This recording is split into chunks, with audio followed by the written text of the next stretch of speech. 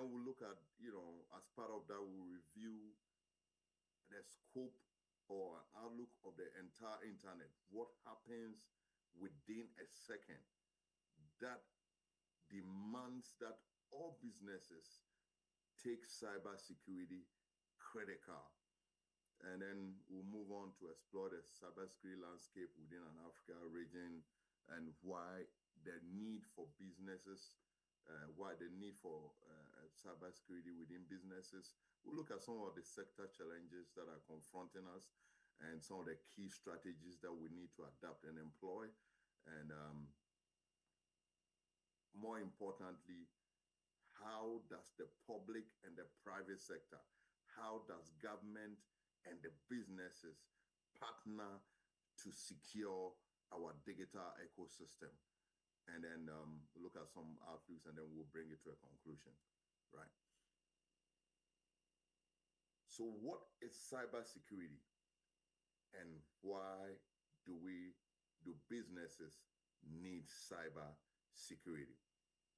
Now, the ITU, I'm sure you all know about the ITU, the International Telecommunication Union, which is the technology and telecommunication arm of the United Nations. They are responsible for standard settings and coming out with all frameworks and approaches and all that.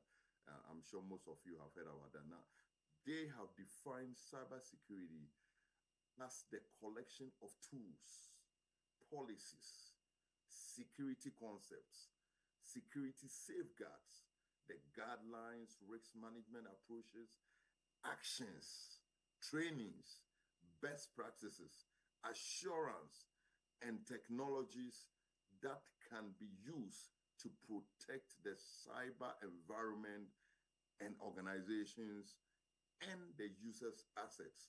So there are many schools of thought, there are many definitions of cybersecurity, but I think this is standard because they are the authority and it's all encompassing. It talks about, so cybersecurity is a whole package. And this, but as we go on, we'll unpack them and see how we can take advantage of this definition.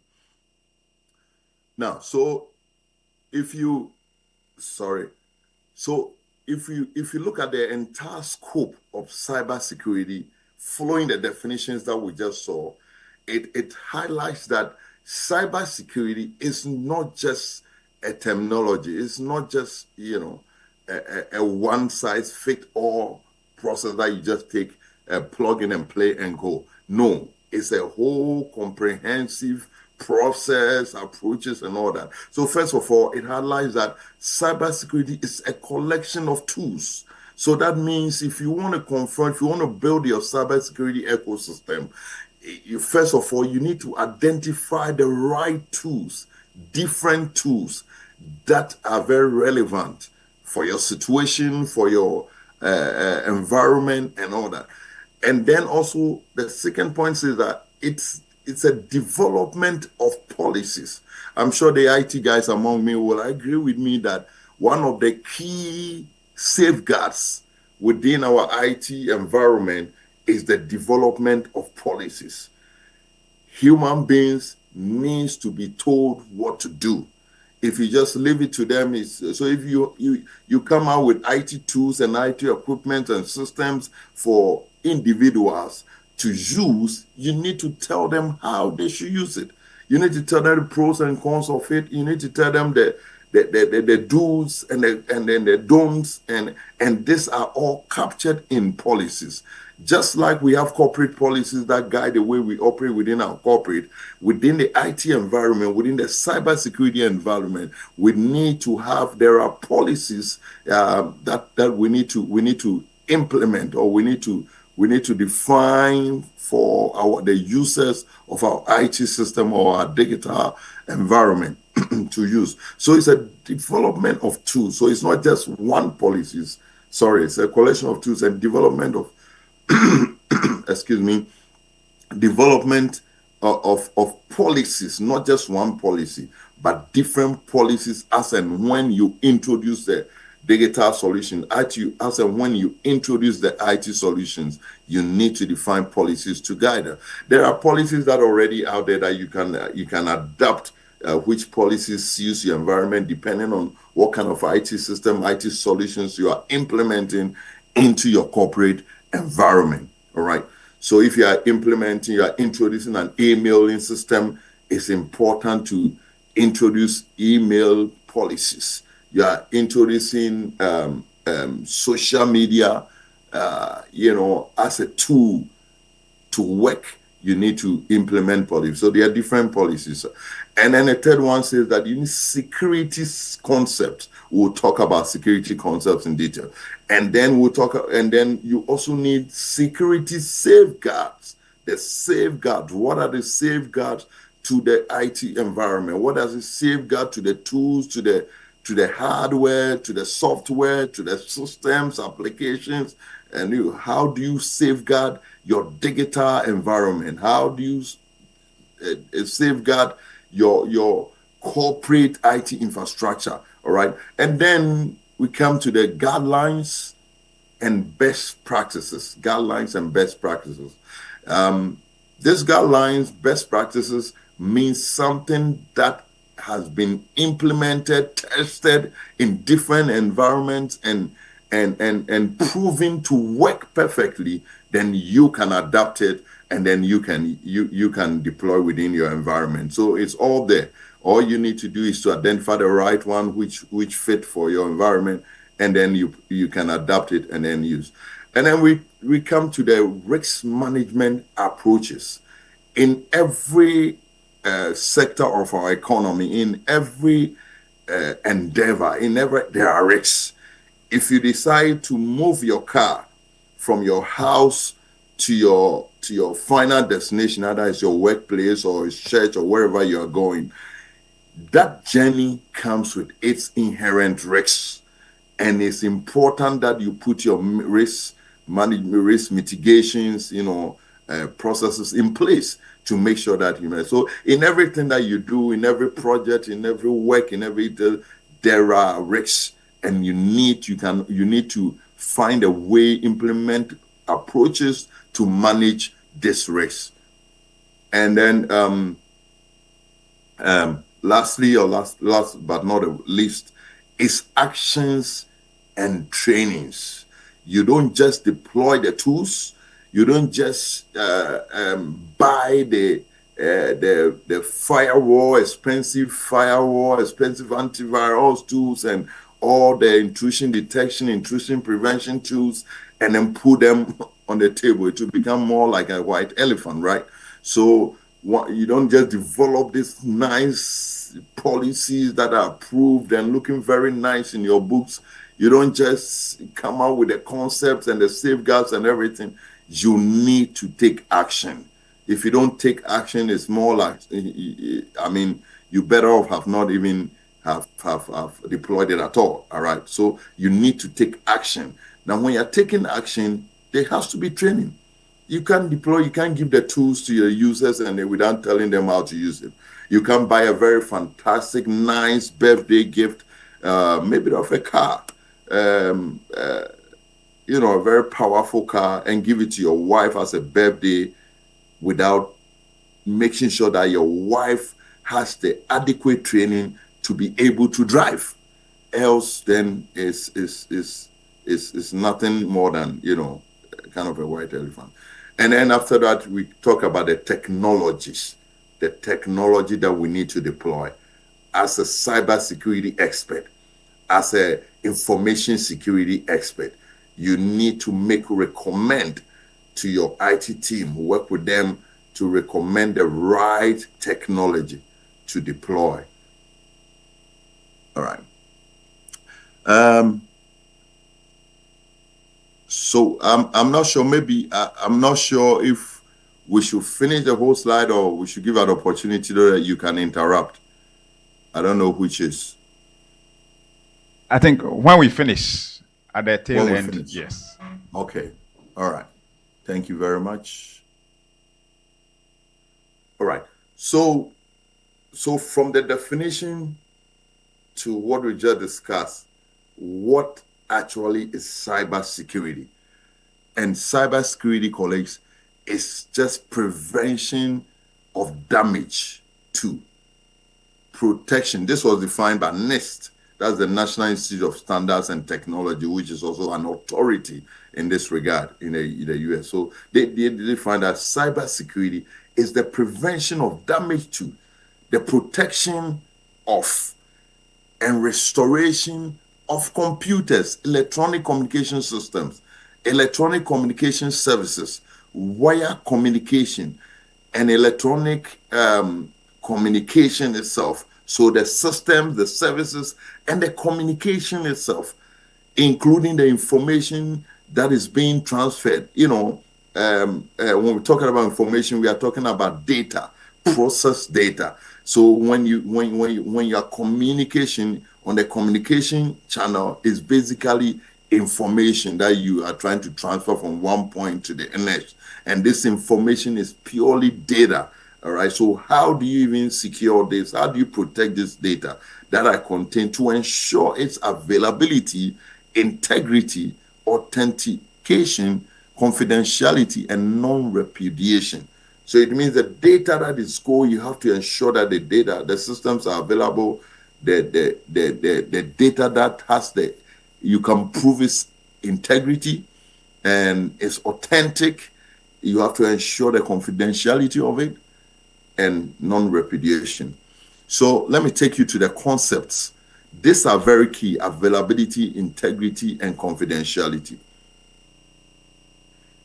This term you can all remember as an acronym, CIA, where CIA means confidentiality, integrity, and availability. Anytime you remember the CIA in the US, then you remember your key concepts for cybersecurity, or the key goals of cybersecurity is to always ensure confidentiality. It's always ensure integrity of the information, integrity of the data, integrity of the output of the output of the system, the processes that are being channeled or taking place, the output, make sure that their integrity, and also the availability. Availability means the system, the tools, the data, whatever you need to work are available as and when you need it. Security is a very complex task, and there is no foolproof. Security is no foolproof. You can deploy all the systems you think is best tomorrow. The criminals or the fraudsters will come up with it. They will find a way around. Let me give you an example of your house. So you said, hey, you want to secure your house. You build a electric fence. The next time you realize these guys will find a way to jump over that electric fence.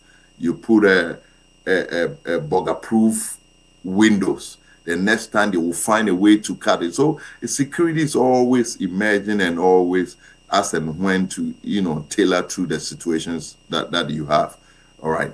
So these are the three key. Don't forget about it. The three key goals of cybersecurity, and it's not just cybersecurity. It's even for all security. The three key goals, or the three key basic concepts, is confidentiality, integrity, and availability.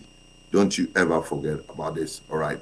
And at the end of the day, I put a very key note here. So the most valuable currency of trade in cyberspace is information. When you see the Americans and the China, trying to compete and fight about 5G and 4G and all that, at the end of the day, it's all about information. How the speed of getting that information, how quickly can I get that information? How secure that information? So it's all about information or data, all right? So this is the key. Now, so why is this so important that we even have to think about when we are talking about cybersecurity? We have to even be thinking about businesses. Why is businesses so important? I mean, why is cybersecurity so important to businesses? When we go back to the olden days, in the days of my grandpapa and in the days of even our parents could just set up a business with only paper work. All they do is to just take a paper or a book and just be recording all stuff, recording their transactions and everything, communicating. It was just paperwork. But in this modern, complex world, we have a very complex organizational system. Now, all businesses, all institutions, organizations are embracing digital tools as a business enabler. And these digital tools are all vulnerable points for cyber attacks. We are now, communication channels have changed. It's not just a wire, just taking a wired phone, and then you call. Now it's cordless. We are using emails. Modern organizations are embracing emails, using mobile devices, the tablets, your phone. You can just walk in bring your own device and just plug in into the corporate Wi-Fi, and even use your phone to access the corporate network, corporate systems. These are all vulnerable points, for cyber attacks. Corporate websites, social media. We have organizations recent have adopted even WhatsApp as a corporate communication tool, and these are all, I can't say it enough, these are all points or access points for the fraudsters, for the criminals to attack the organization. E-commerce is one of the key tools for most businesses. Online banking, applications, your network, you're adapting networks, different networks, and we are employing network management tools to manage our different networks, local area, wide area, and networks that are cutting across, the globe. Backup systems and remote access. So now businesses, unlike the traditional businesses, now have to deal with all these different digital tools. All that are all business enabler tools. They are tools that we need to work. They are tools that we need to make our business profitable. But as much as we are deploying this IT infrastructure, IT tools and equipment to enable our businesses, it is also a point of attack. So businesses now have to worry about all this. Businesses have to spend money to protect and safeguard your emails, your tablets, your phones, corporate phones. You are giving them the website, social media, online banking applications, online e-commerce systems, and all that. And this is the reason why cybersecurity has become a very critical part of any business or any corporate institution. And that is why this topic is very relevant today and forevermore. As long as technology keeps evolving, we will need cybersecurity as an integral part of our operations, right? Now, let's take a look at our internet within every 60 seconds. Now, remember all the digital tools that I spoke about, they write on the internet. So the internet has become it's a very critical resource for every business or every organization. Now, this was just statistics that were gathered, by Go Globe for 2025, prediction for 2025. And it says that for every 60 seconds, for every 1 minute, this is what goes on at the internet. We have about 243,000 photos being uploaded on the internet. Remember, the internet does not forget. We have more than 3.8 million searches of Google within a second. 3.8 million. So can you imagine within 60 seconds? Sorry. So can you imagine within 2 minutes? Can you imagine how many searches within? And each search is vulnerable.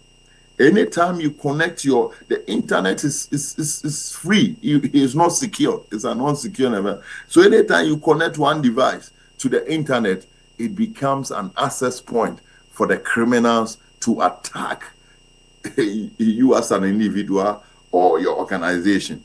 So can you imagine 3.8 million searches? More than 350,000 tweets are sent. More than 65,000 photos are uploaded. More than 210,000 snaps are uploaded. So Netflix about more than 87,000 hours of video watched within just 1 minute, just a minute. So when you look at all this, you realize that, look, it has become the internet has become very vulnerable and very critical, and that is why it's important that every organization, every business that is using the internet or running its business on the internet, it needs to adapt or implement cybersecurity safeguards to secure its internet and to secure its digital ecosystem. All right. So these are all I'm setting the stage for our discussion, why it's important to and why there is that interplay between the internet or the businesses and cybersecurity. All right. So let's look at the cybersecurity landscape. Cybersecurity is not just about technology. Sometimes, anytime we talk about cybersecurity, people think, oh, cybersecurity is for the IT. Let's leave it for the ITs. So most businesses don't even want to bother about cybersecurity. They just leave to the ITs. And when the ITs are bringing a business case to justify why we need to deploy safeguards and tools, businesses don't really care because, what do I have to do with cybersecurity? Go and protect your infrastructure. But the stage that I set, going through all that, looking at the internet, what happens within a second, and all that, the modern technology, is to show businesses, is to show us that, look, cybersecurity is critical. So cybersecurity of this age is not just about technology. It's about protecting trust. If you're a bank delivering services, or an e-commerce, any institution delivering services, even government delivering services to their citizens using the e-government platform, which is a digital platform, the clients or the citizens or the customers demand a trust. They are trusting you that every information that they are giving you, their personal identifiable information that is being channeled to your digital systems, will be protected. They don't want to get up tomorrow and say, hey, my credit card information is leaked. My personal private information that I have to channel because I have to register to use your system or your banking system or your online system has been compromised. No. So securing and deploying cybersecurity as a safeguard within your digital ecosystem is number one, protecting trust for the customer, protecting trust for your clients. And number two is to secure your operations. If there is a cyber attack and your operations come to a halt, trust me, you have no business. And that is why it's important that you secure your operations. And also the third is reputation, protecting your reputation. Reputational damage can bring your business down, can cause you to lose all your customers. So it's always important to put a safeguard to protect your reputation. If your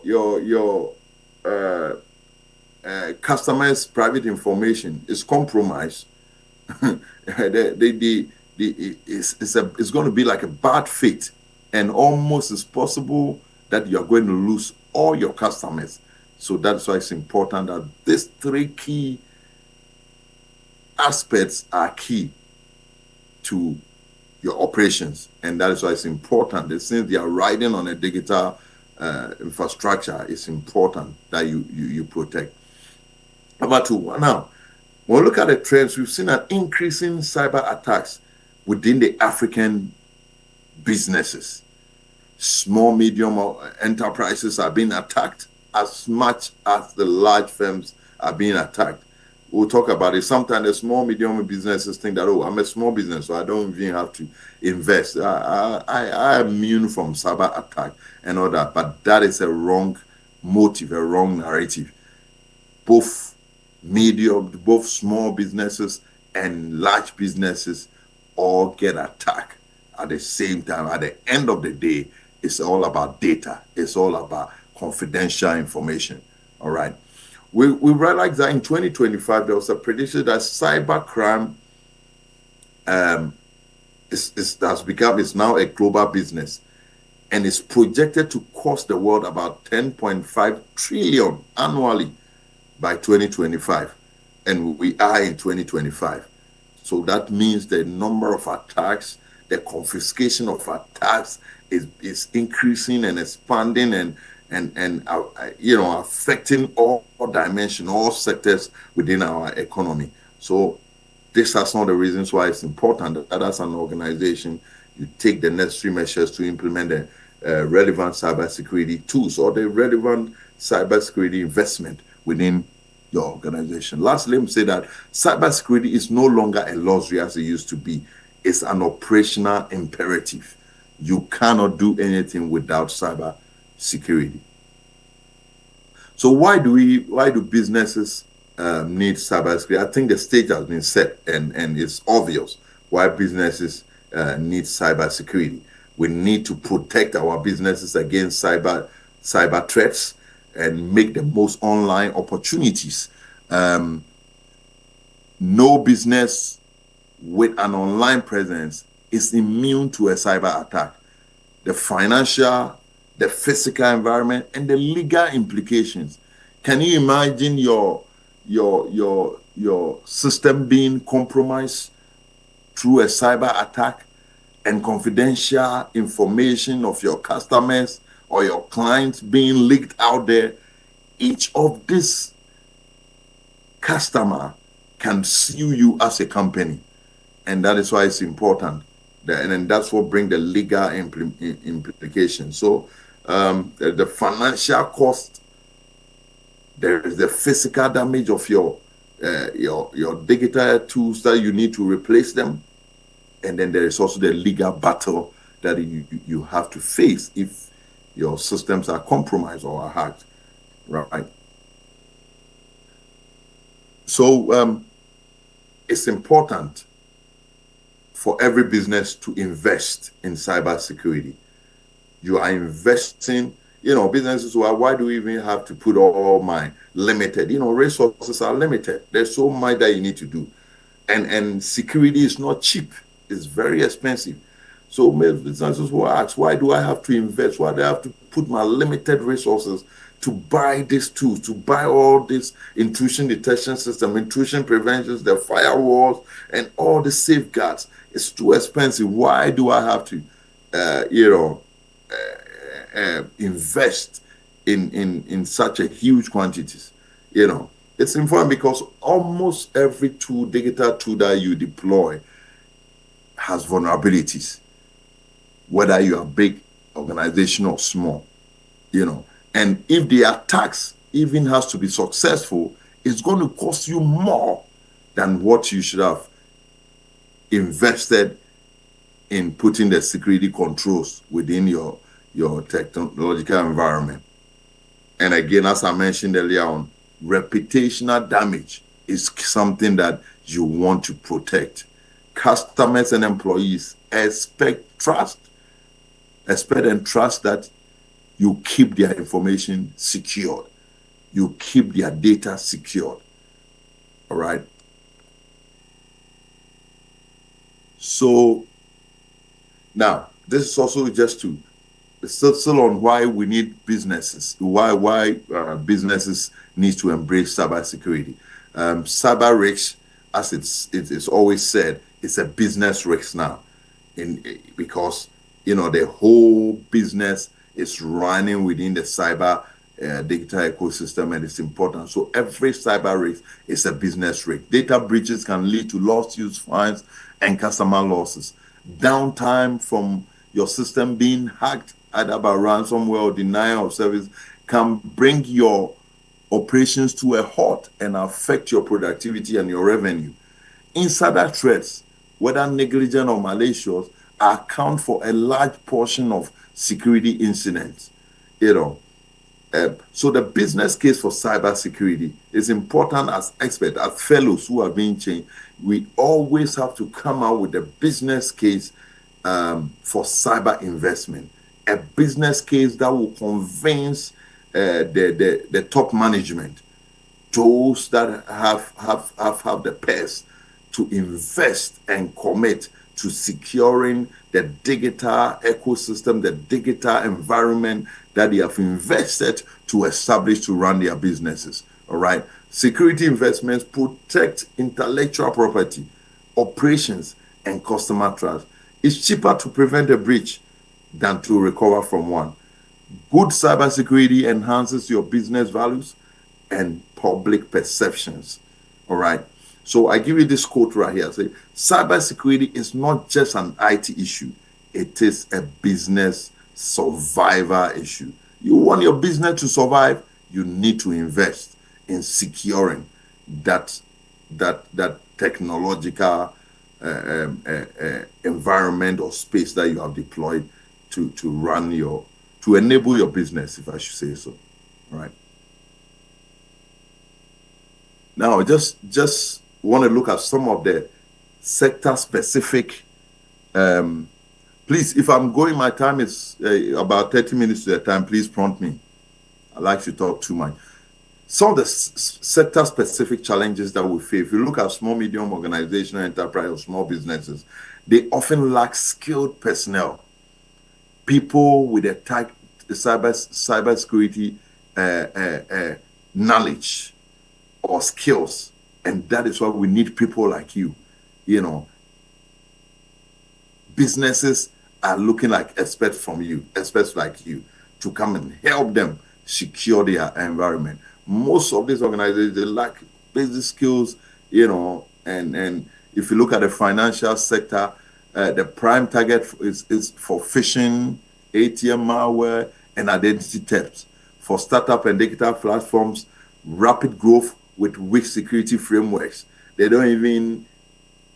have not adapted any security frameworks. They just go, they are improving. Their digital platforms are working with no security. So when there's one attack, everything just comes to a halt. One of the attacks that we've also seen China is on the critical national infrastructures. And when we are talking about the power, the electricity, our water SCADA systems, we are talking about telecom systems, the health systems. If any of these critical national infrastructures or digital infrastructures are attacked and brought to a halt, it's more of a national security issue, because it's going to affect the stability of our economy. All right. So these are also an area that we've seen a lot of attacks. All right. So in Ghana, for instance, we've seen a number of attacks, local attacks. I will give you few examples, but we've seen the SIM card fraud, we've seen mobile money fraud, we've seen online banking scams. This is on a height, and it's not just in Ghana, but it cuts across the region, the African region, and even globally, right? Some of the attacks that are confronting Africa, just a few examples just to buttress my point. In Ghana, within the banking, we've seen attacks on the banks and telecom infrastructures.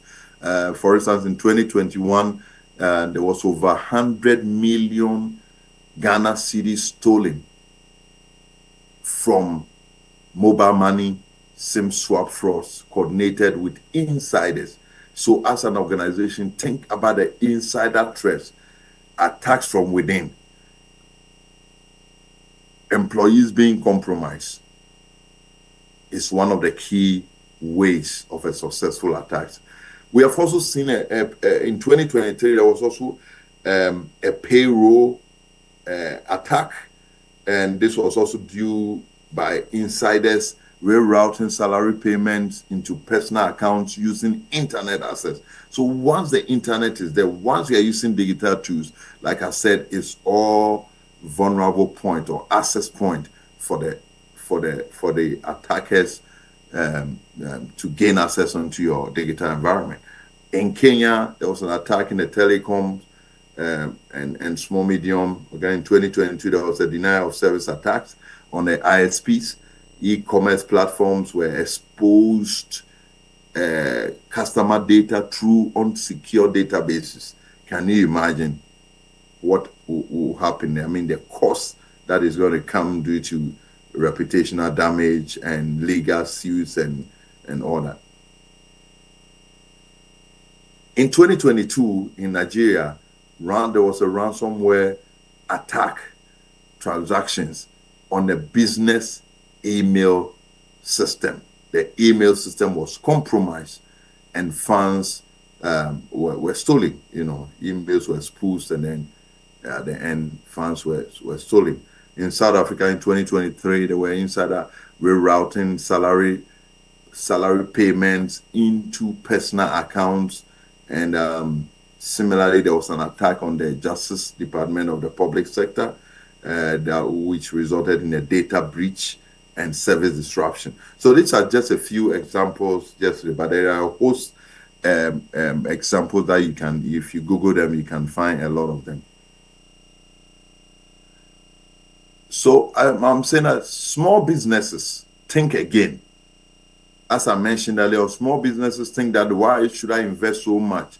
But if you look at the statistics right here, you realize that small businesses made up about 58% of cyber attack victims. They are easy to attack them than even the huge corporate institutions. The total cost of data breach has been estimated at 3.92 million just for small businesses. Lost business due to reputational damage accounted for a whopping 36%, and only 20% had a protocol to audit or monitor their cybersecurity. It said that small businesses, about 60% of small businesses will fold. That means they will be closed if there is a successful cyber attack. This is the reason why, whether small or big business entity, it's important that you embrace cybersecurity as core operational goal. All right. Now, let's look at some of the key cybersecurity strategies.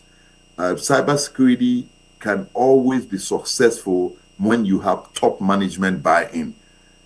And that is why, as a cybersecurity expert, it's always important to come up with a strong, solid business case to convince top management to buy into it and deploy.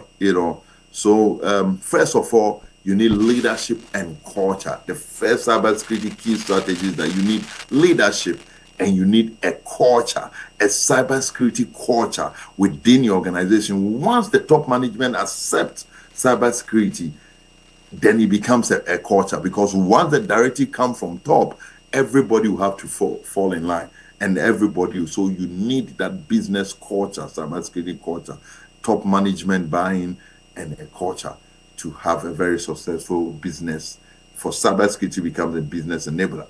And then the second strategy is risk-based approach.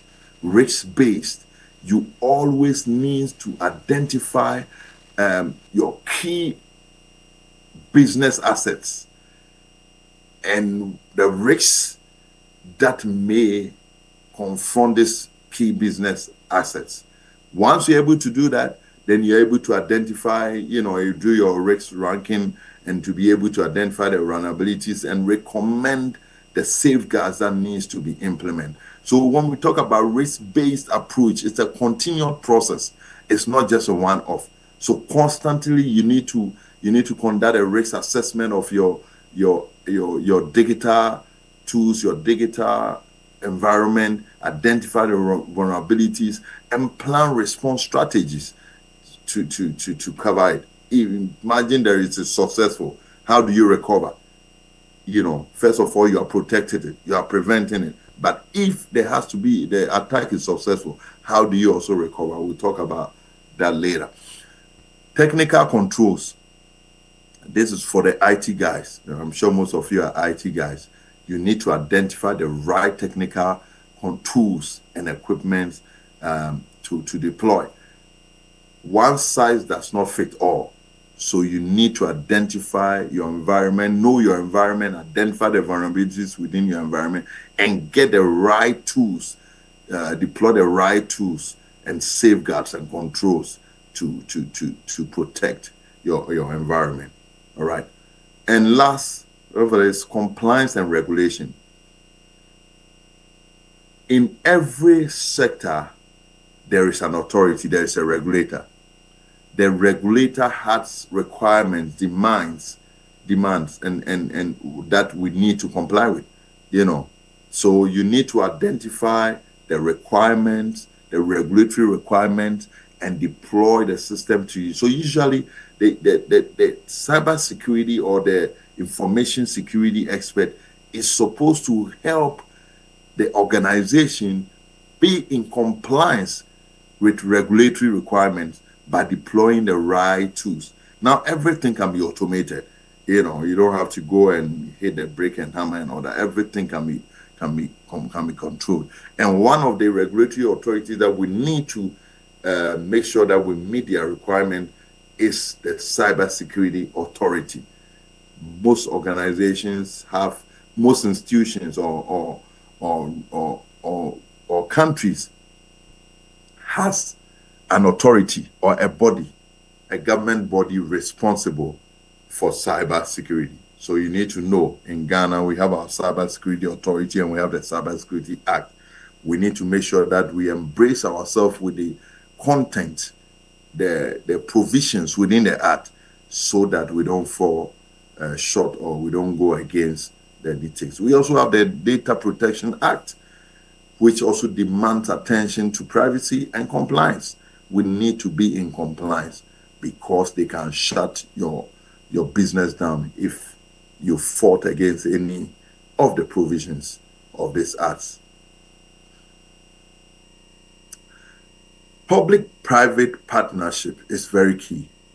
No government can fight cybersecurity independently or alone. If you take the internet, government does not provide internet. The internet provisions are from the private sector. Most of the IT tools and equipment come from the private sector. So that is why it's important that you engage public-private partnership. Public-private partnership is key to a successful cybersecurity implementation in everywhere. And this can also happen even within your corporate institution. You can also engage external parties or external private entities who has the expertise to help you in protecting, implementing the controls to protect your digital ecosystem, all right, or the digital environment. There are opportunities for collaboration within every country, and these opportunities is when there is a national cybersecurity authority or a national body responsible for cybersecurity authority, a body, a place that anybody can go and engage. Threat intelligence sharing is also an effective tool. If intelligence are not shared, if government has intelligence keep to themselves, if the private sector have an intelligence of a cyber attack that is coming to hit the country and they don't share, then we'll all find ourselves. So threat intelligence sharing is very, very key strategy to having an effective public-private partnership. Industry-specific information sharing is key. If you are within the banking sector and a bank identify a threat, it's important that they share with your colleague, organizations within the banking institute. All right. Now, Talent. 1 second. All right. So, talent and capacity building is key. You cannot, as I mentioned earlier, you can deploy the digital tools and equipment and IT system without building the capacity of the users, the capacity of the engineers, of the IT guys, of the experts. You need to build capacity. You want top management buying, you need to build capacity. We've seen a skills gap, cyber skills gap within the African continent. There are lack of inadequate cybersecurity engineers, inadequate analysts, policy experts, trainers are lacked. I mean, the resources are less, and that is why I always, want to thank GIFA for this continuously building capacity within the African continent. And so it's very key. So your role as a fellow in building capacity is to consider your mentoring. Whatever you learn, you have to share. I always say that whatever training you go, whether it's a small, see yourself as a the trainer. Once you go, you have to pass the knowledge on. So consider yourself as mentors, that you mentor people, the skills, the knowledge that you have acquired with it, you share it, so that others, you can build more capacity and bring. We can't have everybody at a go in this fellowship. So once you have the opportunity, it's important that wherever you are, you try to share, you try to mentor the upcoming ones, those that are new, through internships, through innovations. If you're an IT manager, if you're a cybersecurity manager, you can bring people in, mentor them. You can do it on your own so that we have more. We need to encourage the youth and underrepresented groups, especially the women. We need to get them more to be part of cybersecurity. I'm saying cybersecurity is not just an IT, it has become an operational tool. So we need to get more people to help us. All right. Now let's look at a future look. The future outlook is becoming more scary because the threats, there are new emerging threats that are coming. We know of the ransomwares, we know of the denial of service attacks, and we know, but colleagues, you have to know that technology is quickly advancing. New emerging technology are coming up so quickly, and as they come, they changes the dynamic of the cyber attack. Now we have the AI-powered attacks because the AI has come, and now, so whatever is coming, whatever tool, they also have the counterfeit. So we have AI-powered attacks. So can you imagine? AI-powered attacks can be very dangerous. How do you even identify? And, we have the deep face, quantum computing is coming, and all raising high risks, supply chain vulnerabilities. We have the zero trust model. So we need to make sure that we embrace ourselves with the new technologies and make sure that we constantly upgrade our security posture, security architecture, the safeguards to be in tandem, to be in line with the emerging threats. So it's a continuous process, all right? Now, zero trust model. We need to adapt as a business. We need to adapt the zero trust model. Never trust anyone, not even your CEO. So the CEO comes and say, "Hey, give me access to this." And so he's a CEO, so you just open the door. No, don't trust no one. Always verify. Assume breach and contain risk. When there's a breach, assume it and find a way to contain the risk. All right. Digital sovereignty and ethics is key. We must balance security with privacy and innovation. Privacy and innovation. African nations must shape cyber norms and digital diplomacy. So we need to imbibe digital sovereignty, imbibe the ethics, imbibe digital diplomacy into our digital ecosystem. All right. Now, some key takeaways. Cybersecurity is equal to trust and sustainability. So anytime you are thinking about cybersecurity, think about trust and think about sustainability of your business, sustainability of your operations, and the trust that your customers has entrusted in your care. Right? Think about risk governance. So risk governance, as I said, for an effective cybersecurity implementation, you need top-down approach. So the governance approach is very key, and you have to be proactive. You don't have to wait. You don't have to be reactive. Wait till it happens before. Be proactive. Conduct your usual risk assessment. Identify the vulnerabilities, the loopholes, and come out with a proactive solution to protect or block those loopholes before it happens. So prevention, as they say, is better than cure. All right. And always allow leadership to drive. Resilience at drives. If we want cyber resilience, it has to be driven by leaders. If your leaders don't buy into it, you have already failed, because cybersecurity is expensive. The tools, the equipment, the process are all expensive, and you need top management or top leaders buy in so that they can provide you with the necessary support in terms of financial support to be able to do what you do. Yeah. Small businesses are frequent victims of cyber attacks. There is no faster way to sink your business reputation than by being careless with your customer data.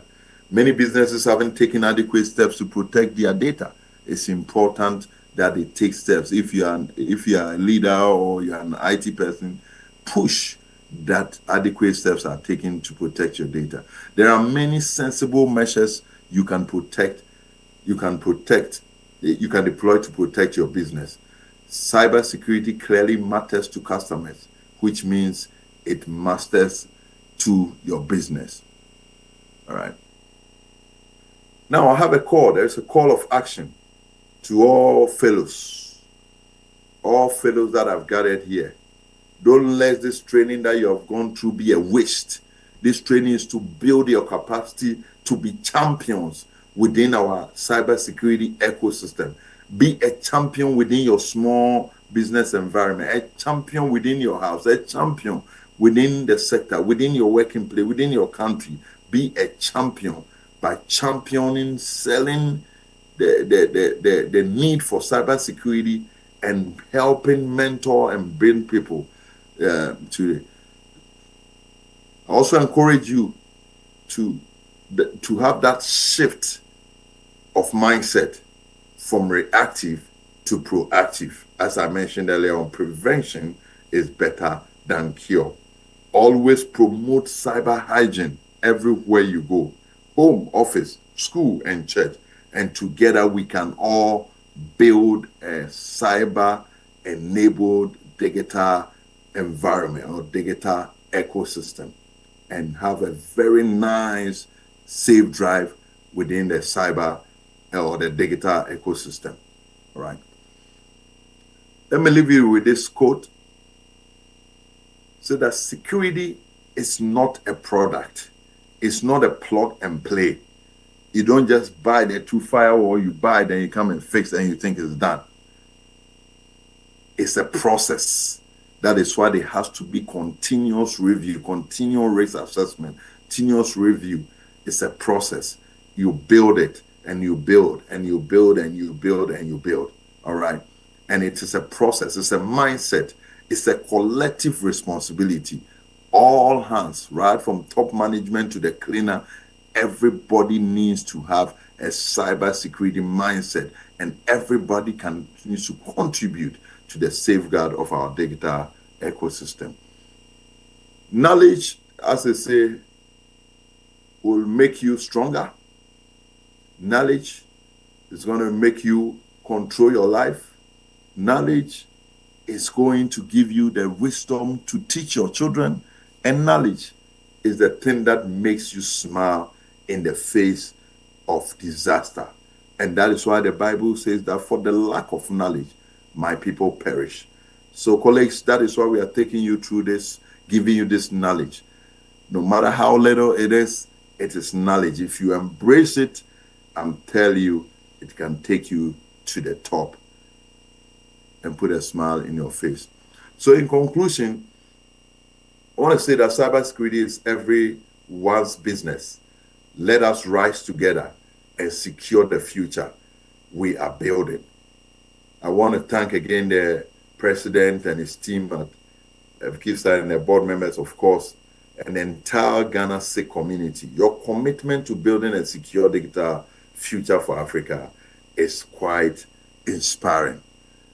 Thank you so much for your audience. But let me say that I have more slides for the sake of time. That is why. So I've added some more slides for you, tips for small businesses that you can read, on your own. Cybersecurity and employees. Your employees are the weak links. So cybersecurity starts and ends with your employees. So I'm just leaving for the sake of time. I won't need us to have some time for questions and answers. So I'm leaving you all the slides. You can read them at your own time. All right. Thank you so much for your audience. The floor is now open for questions and answers. Well, I told you so. All right. So we'll start with the questions. All right, Doc. Hello, good morning. Okay, so my name is Patience. Yes, thank you so much for the very detailed presentation. And can it be a bit louder? I can't hear. Okay, sir. Please. I said thank you very much for the detailed presentation.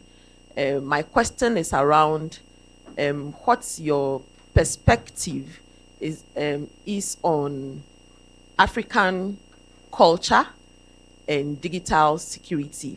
Let me put the question in context. In Africa and especially Ghana, we like to help ourselves.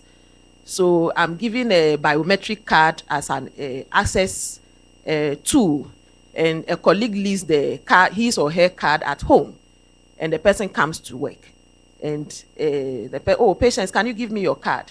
And as an African, I cannot say no. And this is what we do day in and day out. We log into people's portals to work. And to what extent have you discovered this in your work? Thank you. Thank you so much.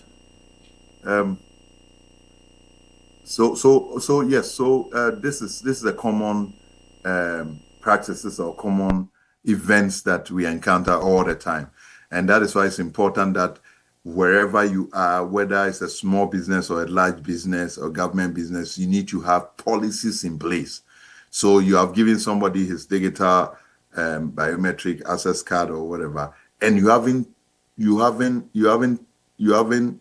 shown the person or outlined the person the do's and don'ts of using that card, then it will virtually go out wrong. One of the mistakes that we do, sometimes we know there are policies, we know, but we think, hey, this is my friend, I trust my friend. And that is why I was talking about the zero trust. Talking about the zero trust no one. Not even your boss. Your boss can come and say, hey, your boss can come and say, look, Maggie, I left my card. Can you give me your card? Or I left this. I have an emergency. I need to do. Can you give me your? Trust no one, because whatever the card is given to you, whatever access is given to you, is your digital footprint. Anytime it is swapped, anytime it is done, whether it's a card or it's just a common username and password, is the key to your digital footprint. Anywhere you use it, it is recorded. You understand? So you can't run away if there is any unauthorized activity. You will be held responsible. So most often than not, people, this is the many errors that happen. And that is why it's important that we conduct much cyber awareness and campaigns and education and training. It has to be continuous. It has to be continuous. You deploy the policies, you train them on the policies. It has to be continuous over and over again, because it's errors that we do. And mind you, you give it to your friend. When there's an unauthorized activity happens, you'll be the one who is going to jail because the evidence is on you. So I'm not sure whether I've answered your question adequately. Okay. You want to? Okay. I think there's a follow-up on that same question. Okay. Yeah, so mine is just a follow-up. We are in Ghana, as she rightly said, and we have the Data Protection Act 843, if I'm not mistaken. And in Ghana here, we have small businesses that deal with sensitive data, personal information, confidential documents, and these are the internet cafes we have operating. And most of us rely on these printing press internet cafes to do make things happen. So, what is the Data Protection Act doing about this? Like the Data Protection Commission, as a government entity, what are they doing about these services that we go and seek from these small businesses? Those are the cafes and printing press. I have been in this ecosystem for some time now. I was a cafe administrator, like in my early career, and I deal with a lot of confidential information, which shouldn't be so. You can just enter an internet cafe, and right there, you've seen someone pay slip on the floor. Moving to the desktop, we don't run a clean desk policy, no best practices. So, what is the Data Protection Commission doing about it? Are they going to move forward regulating them in a way like so? Okay. Yeah. So what I'll say is that the Data Protection Commission in Ghana and even within the African region are on top of their game. In fact, most countries within the African region actually set up their Data Protection Commission even before the Cybersecurity Authority. Many of them don't even have a Cybersecurity Authority, but for data protection and data set, it's been around for a while. But Africa is still not matured yet. We are still, in front, and more work needs to be done. In Ghana, for instance, I know the Data Protection Authority, they are very key.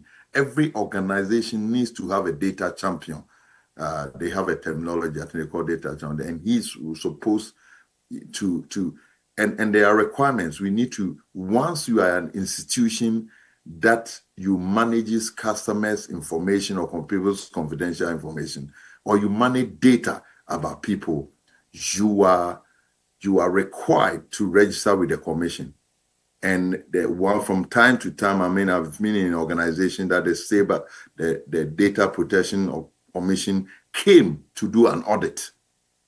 So they are working. But like I'm saying, we are in our infant stages, so they might not have be able to cover everywhere. But trust me, they will. The act covers almost everywhere. Whether it's an internet cafe, everywhere it covers everywhere.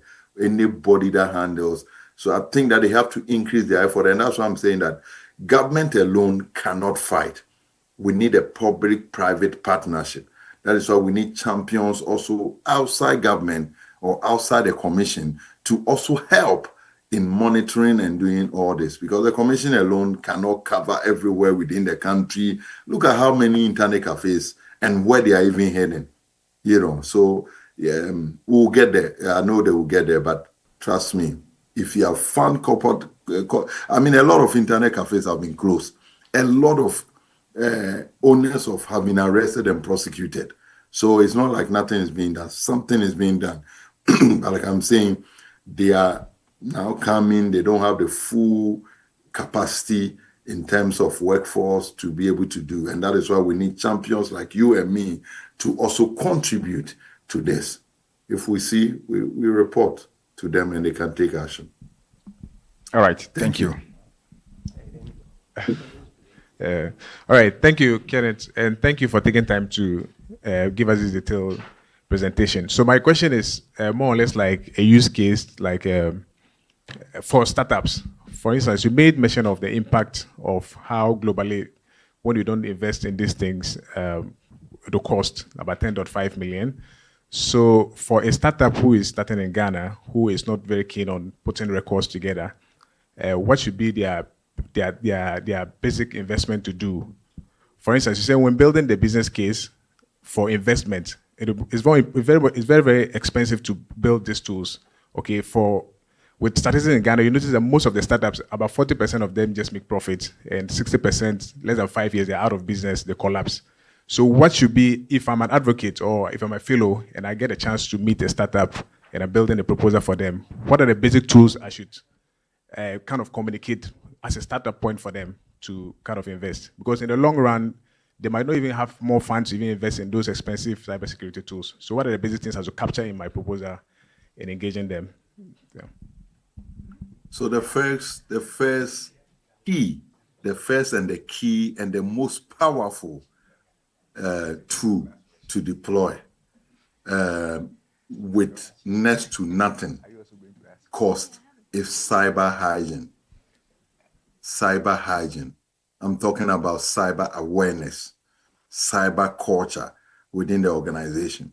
So as you are setting up, make sure that you promote cyber, everybody within it's just training capacity. You don't need much to train your people and tell them, hey, we are a cyber-enabled institution and we take cybersecurity for just the awareness creation. You see, without awareness creation is the most powerful of all the tools that we can talk about. And it's almost next to nothing, you understand? So cyber hygiene, cyber culture, cyber mindset, that is what you need to promote first from the inside among the organization. And this can cost you nothing. You understand? One of the weakest links to cyber attacks are the users of the digital system, your employees. They are the weakest link. And why are they weakest? Because they don't know. But if I tell you that, hey, if I tell you that, look, no, we don't, we never, as part of our operations here, we will never call you on the phone and ask you for your username and password. So if anybody calls you on a username and password, it means it's not right. Contact the IT or contact this. If you tell them that, look, once you give you this computer, when you are getting off your try and either shut it down or lock it if you are getting off your tape. So these are basic tidbits that we can use to train the people. One of the slides that I've given you to go, the tidbits, you see that it talks about the customers. Sorry, it talks about it talks about cybersecurity and employees. It talks about some of the things that you can deploy. All right. So there are basic things. But the main word for it is that cyber hygiene, cyber culture, awareness creation is what you need, and training. All right. Okay. Thank you, sir. I think we have a lot more questions. And our next listening is a hand online. All right. So please keep your questions under 30 seconds. Then the answer to will be under 1 minute so that we can have a lot more engaged. All right. Thanks, Kenneth. And so my question is about BYOD. And so why are organizations moving towards or trying to introduce BYOD? And also, personally, I have an issue with some two policies which I'm going to be reading out. And the first one is the company or organization having the right to monitor work-related applications. And does this not leave the gap for businesses to interfere in personal affairs? And two, despite personal ownership, users are required to ensure devices containing personal information or connecting to company resource are maintained with the required software updates and security patches. Does this not leave a space for vulnerability or something when it comes to the company and the employees itself? Yeah, thank you for that question. I think that's a very important. So bring your own device has been around for a very, very long time. And is because of the high cost of digital tools. A company, especially starting, you can't, even a startup, you can't use all your money to buy, because companies realized that it was very expensive. And that is why they allow people, individuals who want to bring their own devices to bring their own device. And I say it's not a force. Somebody like to use a MacBook. He's used to using MacBook and he works better with MacBook. The company's policy, they are providing only Windows laptops. So they cannot give that individual a MacBook. So if you can work well, they will say, okay, we will allow you to bring your device to connect, but these are the conditions. For you to connect to our corporate environment, we need to make sure that all security patches are there, security controls are in there. You understand? You can't download any software application, because all software applications that we download within our corporate environment is verified. So there are conditions that follow. And in the same way that they are giving you condition, every organization has a duty to provide confidentiality of its employees and its customers or clients' data or confidential information. So if they breach that your information by using your own device and they got access to your data and they breach, you have every right to sue them and pay. So they have the right, as much as you have the right to abide by their policies, they also have the right to protect your confidentiality and on the access. All right, thank you. All right, as exciting as it is, we are constrained with time.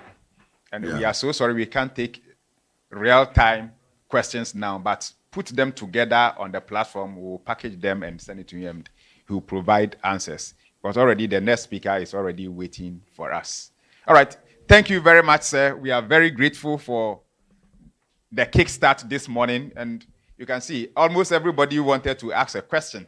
But unfortunately, we are time constrained. So we are moving straight to the next section. Okay, thank you so much, Mr. Moderator and fellows, for your audience. Thank you. Thank you so much as well for making up time. Okay, so our next speaker for today is going to be Madam Elizabeth Field, who is ICANN's Ombuds. So, Madam Elizabeth, please, if you can hear us. I can hear you. Thank you so much. Great. It's a real pleasure to be here, and I'm just delighted to join you all. Shall I share my slides, or what's the best way to make this work? Oh, I think you can share a slide, please. Okay, so great. Wonderful. I have access. That's wonderful. Great. Okay. All right. Can you see my first slide? Not yet. Oh, it says I'm screen. Can you see it? No? Yes, we can see now. Okay, great. Okay. So today, thank you for this opportunity to speak to you all about conflict resolution in ICANN. And what I'm talking about here is why conflict and disagreeing with dignity is the secret to a thriving multi-stakeholder environment. So I have, well, first of all, before I start, I have a secret to share with you all. Well, I have two secrets. So the first is about myself and about conflict, and I am absolutely passionate about conflict. So that sounds like it makes me a very bad dinner guest, and maybe somebody would not want to have at a party. But the truth is that I have worked for 20 years on sort of organizational and group conflict, and I have seen how powerful it is as a tool for change, as a means to help communities and groups and organizations build and perform. And so I really see that there is a transformative element to, under the right conditions, for conflict to support the aims and goals of groups. And so that's why I'm passionate about it. It's not because I'm a very strange person who likes a lot of bad things. I also know that conflict can be very damaging, it can be very destructive. And so I don't want to shy away from that. But in all of my work from Chile to Thailand to Mali to Tunisia to the UK to Hungary, I have seen so many amazing things happen when groups have worked out how to navigate the differences and the strengths that they bring. So today, my second secret to share with you is that despite having 20 years experience, I am always learning on conflict. So I am here with you today. I may come with a technical background and expertise, but I am speaking to a virtual room full of experts.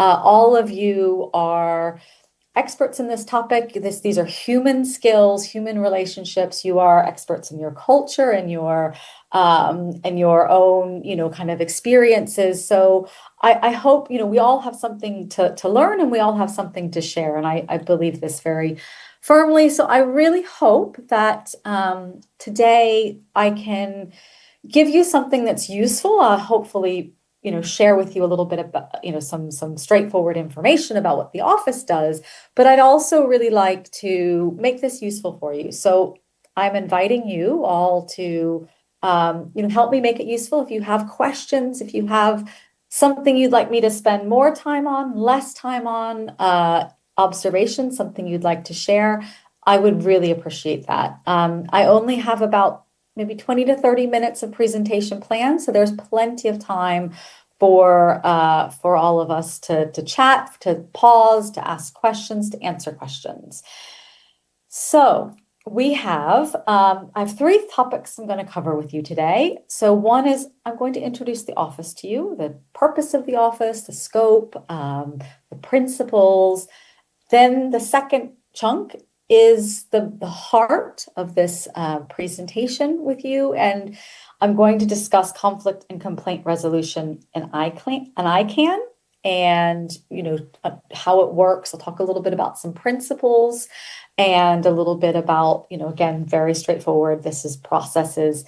And finally, I'm hoping to show you how the office can help you.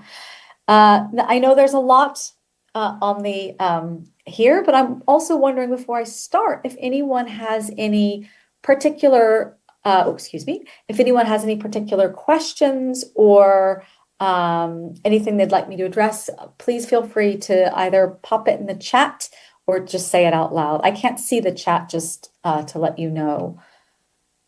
But if anyone has anything they'd like me to address, I'd be very happy to do that. Sure, please go ahead. We are with you. Thank you. Super. Okay.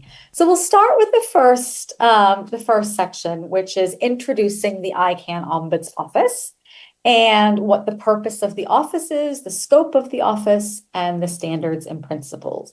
So it's very simple. The purpose of the ICANN Ombuds Office is to make sure that the ICANN community members are treated fairly. Okay, very straightforward, very simple. The role itself is established in the ICANN bylaws. And so it has a structure, it has a real sort of foundation to it that other similar roles I've had maybe haven't had as much structure and foundation. So I think this is very positive.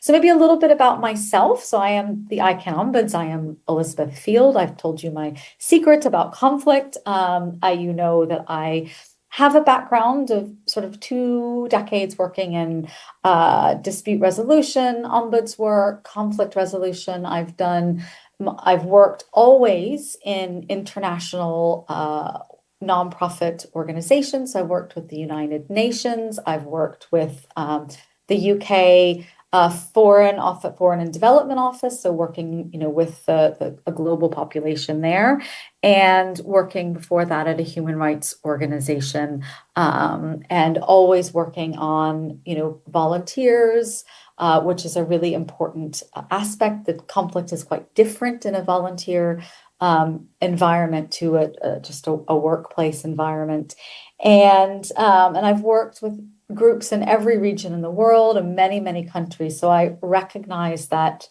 this is why you won't hear from me, sort of do's and don'ts with conflict, because a do in one place can be a don't in another. So I talk a lot about principles and strategies instead. Also in the ICANN Ombuds office, I have an adjunct ombuds, a woman called Linda Mainville. If you've ever been to ICANN meetings, you might have seen or met her. So we are the ICANN Ombuds office, and our job is to make sure community members are treated fairly.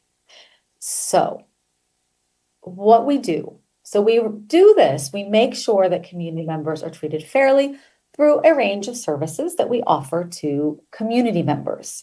So this is everything from coaching, advice, guidance, inquiries. I've had since I started in ICANN in October of last year. So I have only been here a little over 6 months.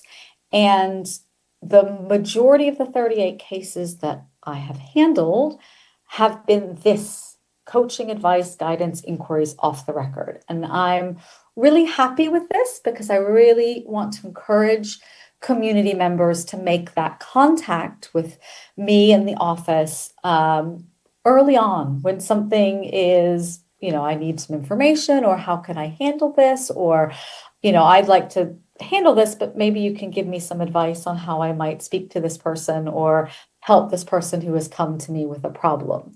So that's really the majority of where the cases are, and I'm happy with that and want to encourage people to get in touch. And it is off the record, this early stages inquiries.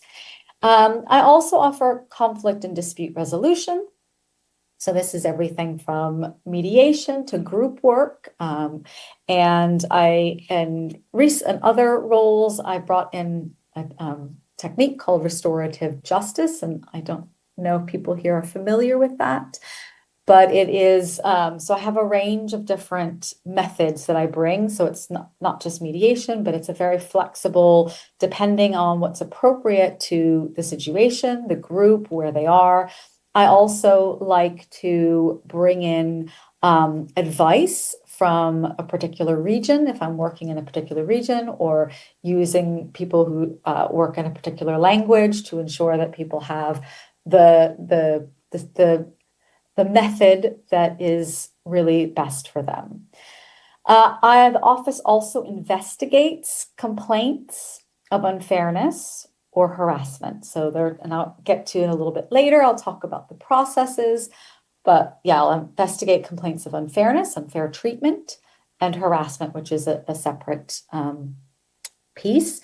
I offer learning initiatives. So this can be something like a workshop or it can be something simpler and lighter on conflict and harassment.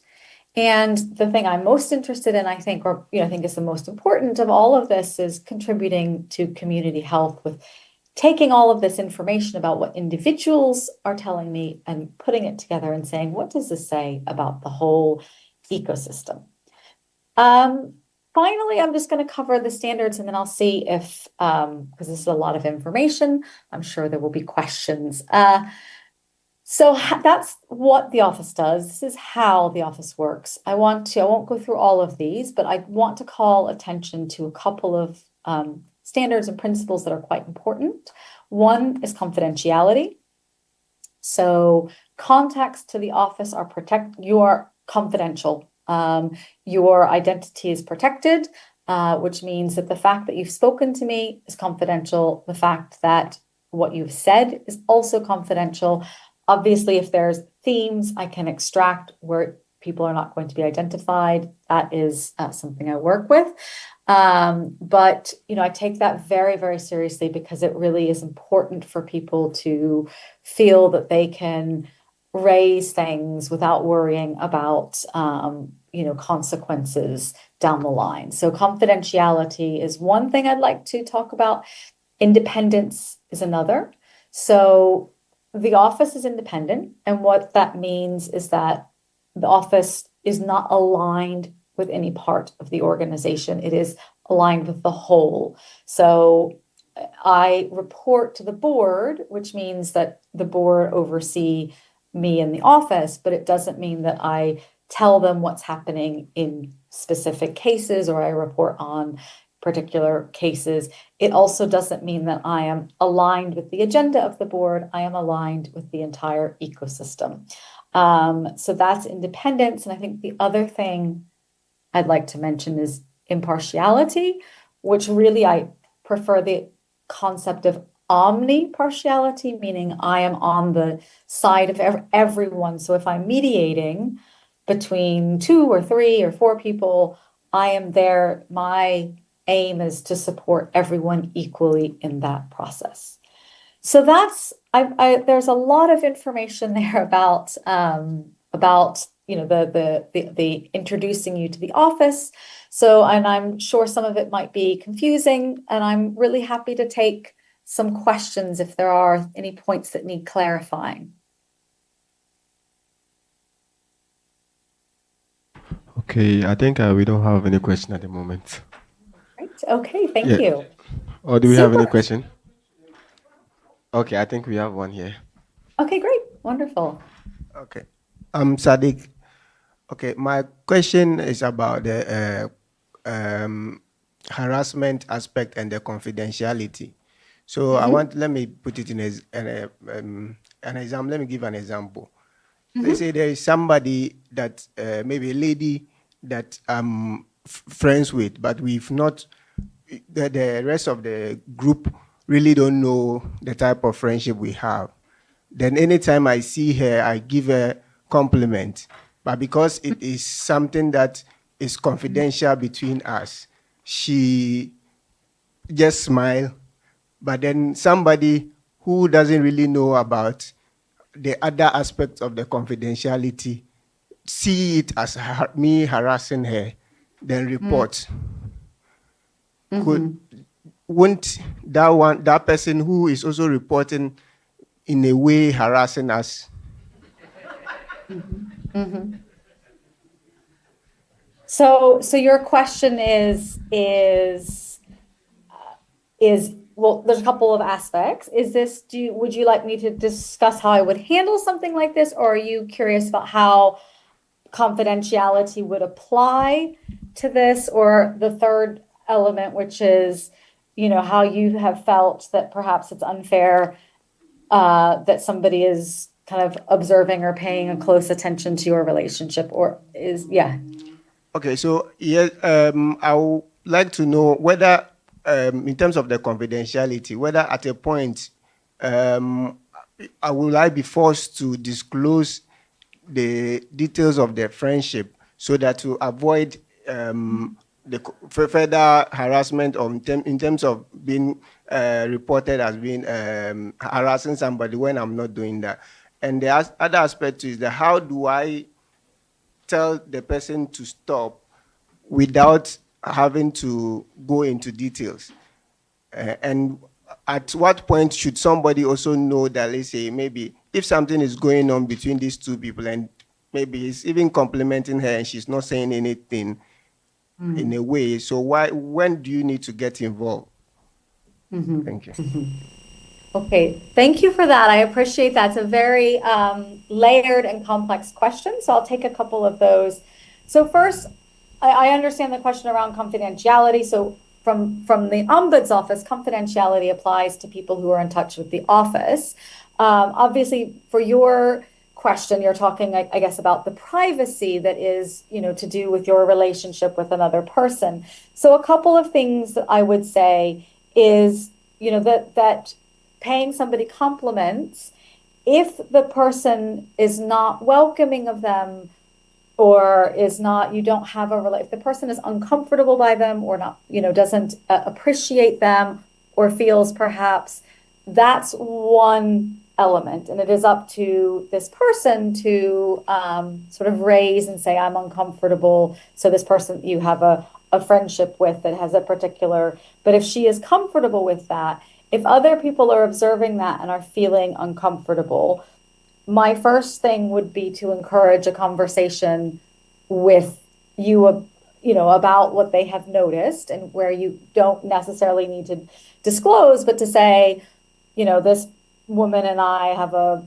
relationship, and, she pays me compliments, I pay her compliments, and, that's all that needs to be said. And no, I don't think you should be forced to disclose the nature of a relationship.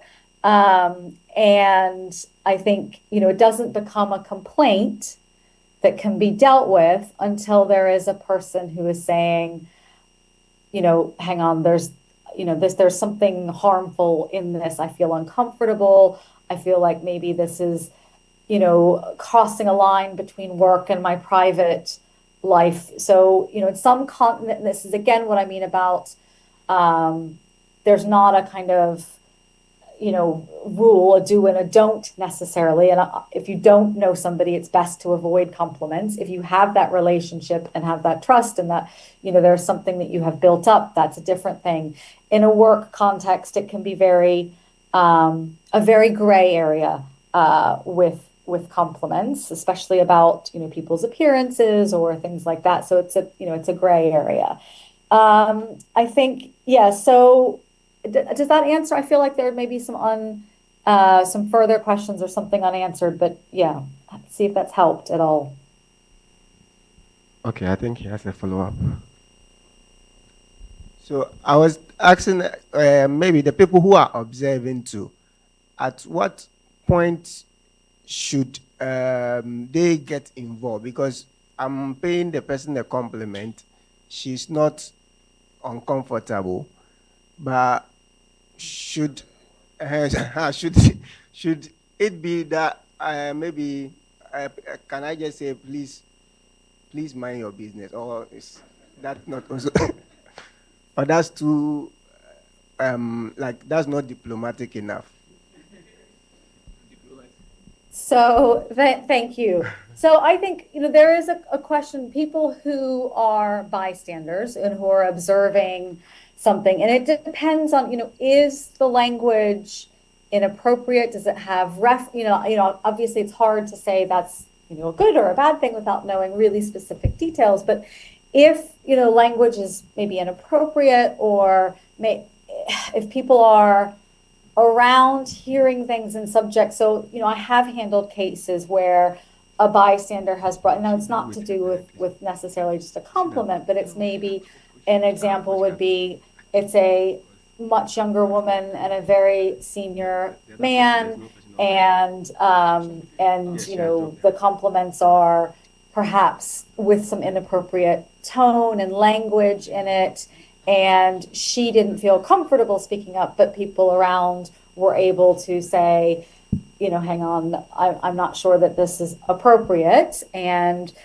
there's also a question too about when it becomes a complaint and when it becomes just a problem to be solved, right? And a lot of these issues are problems to be solved until, if they're not addressed, then it can become a complaint. But if it's like, I've paid a compliment, the compliment wasn't welcomed, I've said I've apologized and stopped, and that's that's all that needs to happen in this space. But does that help? At what point people getting involved is, again, it's a very gray area. People can, and I would encourage people, if they see things that are making them uncomfortable, to speak directly for themselves, because again, it's a very, there's not a absolute, this is absolutely correct behavior, this is absolutely incorrect behavior. It depends a lot on, context and individuals and things like that, which is of course hard, I know. Okay, I think that helps. And there's a question online which says that, how does the Ombuds Office get remunerated in terms of principles of independence? That is to ensure that the Ombuds does not advance the interest of the organization that pays its salaries, and to ensure the Ombuds is independent and not externally swayed. This is an excellent question. And I think, yes, and it is. So the Ombuds Office, I am paid by the organization, and that is, that is a fact, and that is the reality. And so there is often kind of everywhere I've worked, it's been the same thing, whether it's the UN, whether it's, Amnesty International, whether it's, the UK Foreign Office. So there's a couple of protections around independence that even though my salary is paid, and one might say, does my loyalty lie to the person who pays my salary? But what I would say is there are a couple of protections that allow me the space to adhere to my professional ethics and standards. So first of all, it's very important as an ombuds. I'm a member of the International Organization of Ombuds, and one of the, kind of core code of ethics for the organization is around independence. We commit to this, and all of the ombuds have the same constraints of, being paid, but also we recognize that to do our job well, we have to be independent. We have to keep our own counsel, and we have to see the broader picture, the different sides to things. And we have to be able to take a stand when it matters and be able to, follow the process, look at the evidence, and be clear and thoughtful about the bigger picture. So I think, one, there's my professional and personal code of ethics. Two is I know that if I were to, it's not helping the organization if I don't have an honest and independent view, because what happens is you bury problems, and if you bury problems, they come up somewhere else. They're still going to be there. So if I'm not raising issues or, looking at the evidence and elevating the evidence, then we're going to be missing, the organization is going to be missing out on the opportunity to learn and to improve. So that's the second thing. The third thing I would say on this question is that the ICANN bylaws and my contract have protections in them that are very superior to anywhere I've worked before. So I have a contract provisions that protect me from, somebody going, I don't like her decision, let's get rid of her. I have the independence is, in the bylaws. That is, it's both a responsibility of the office and something that is protected. Does that help? Yes, I think that helps. Thank you so much. So another one. So, there is a case where there are cultural differences, and in a case where something is offensive to somebody in European countries, might not be offensive to someone in Africa. So how do you, differentiate, or how do you resolve such issues? So, and that is a question that goes on, that is a kind of an omnipresent issue in these environments where we have lots of people, and it's cultural differences, but it's also individual differences. People communicate in different ways. They have different habits. They have different expectations. So there's a couple of things with that. So first of all, we talk about there's the complaint, and then there's the problem to be solved. If we're looking at there's a problem to be solved, that is much softer and broader. And this is about providing feedback about the impact. So if something is offensive to an individual in one culture, providing feedback, giving the benefit of the doubt. So it's not that you meant to offend me. I'm taking the opportunity now to let you know that what you said or did, or that gesture that you made, it's upset me a lot. And, I would like for you to understand the impact on me and to stop. So there's solve the problem, give feedback, give the opportunity for someone to understand and correct what has happened. And so it's important, I think, to take a nuanced approach and to be thoughtful and careful with these issues. It is also important to recognize that its impact, when we look at something, it's not just, well, I was intending to make a joke. I don't understand why he got so offended. It was just a funny joke, and he's taken it the wrong way. It's the impact on him. And again, if I didn't mean to do that. I still did it, and I still need to take responsibility and correct that. All these things can happen without it getting very serious. So I think, I look at the how do we solve the problem? How do we correct?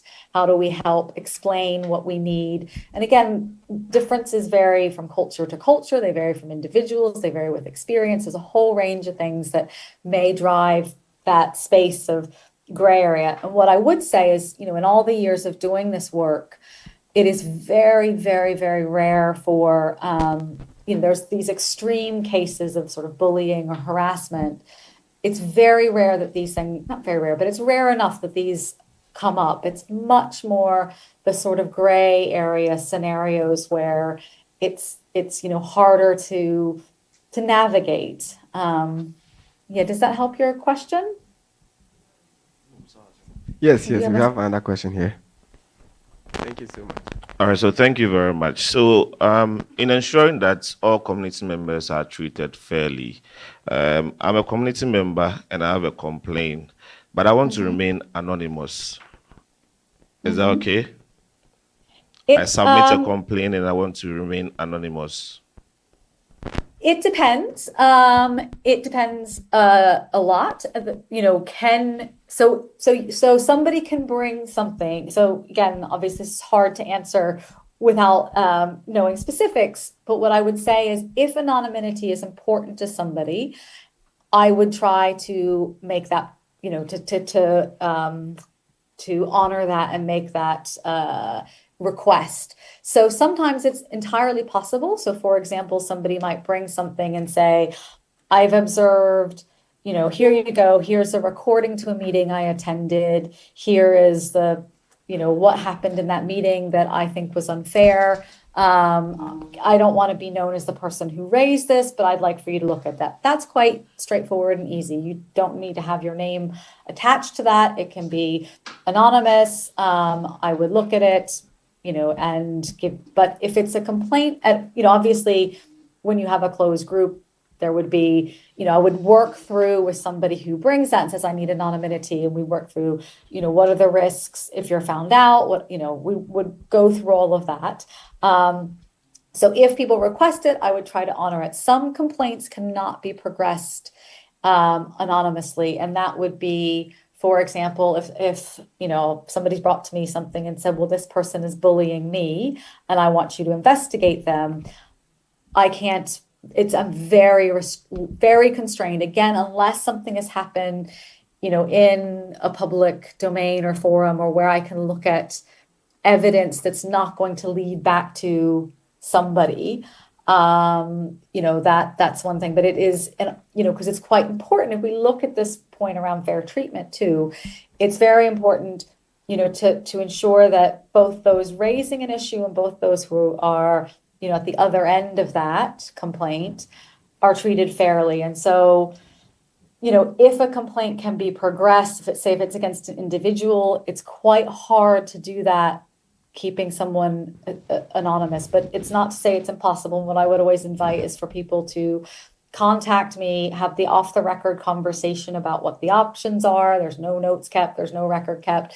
They discuss, these are the things. If they would like to, try to raise something, then we would start that process, from over again, like, more on the record. But you can have that off-the-record conversation with no obligation. But it is important too, when people are on the receiving end of a complaint, that they have, that they have information about what it is they're being accused of, what the evidence against them is. They have the opportunity to respond to that, to say, to explain what happened. They need information about the process. They need to participate. So, we have to ensure that it's a fair and just process for everyone. Does that help with anonymity? Great, very clear. Thank you so much. So another question as well. Thank you for your presentation.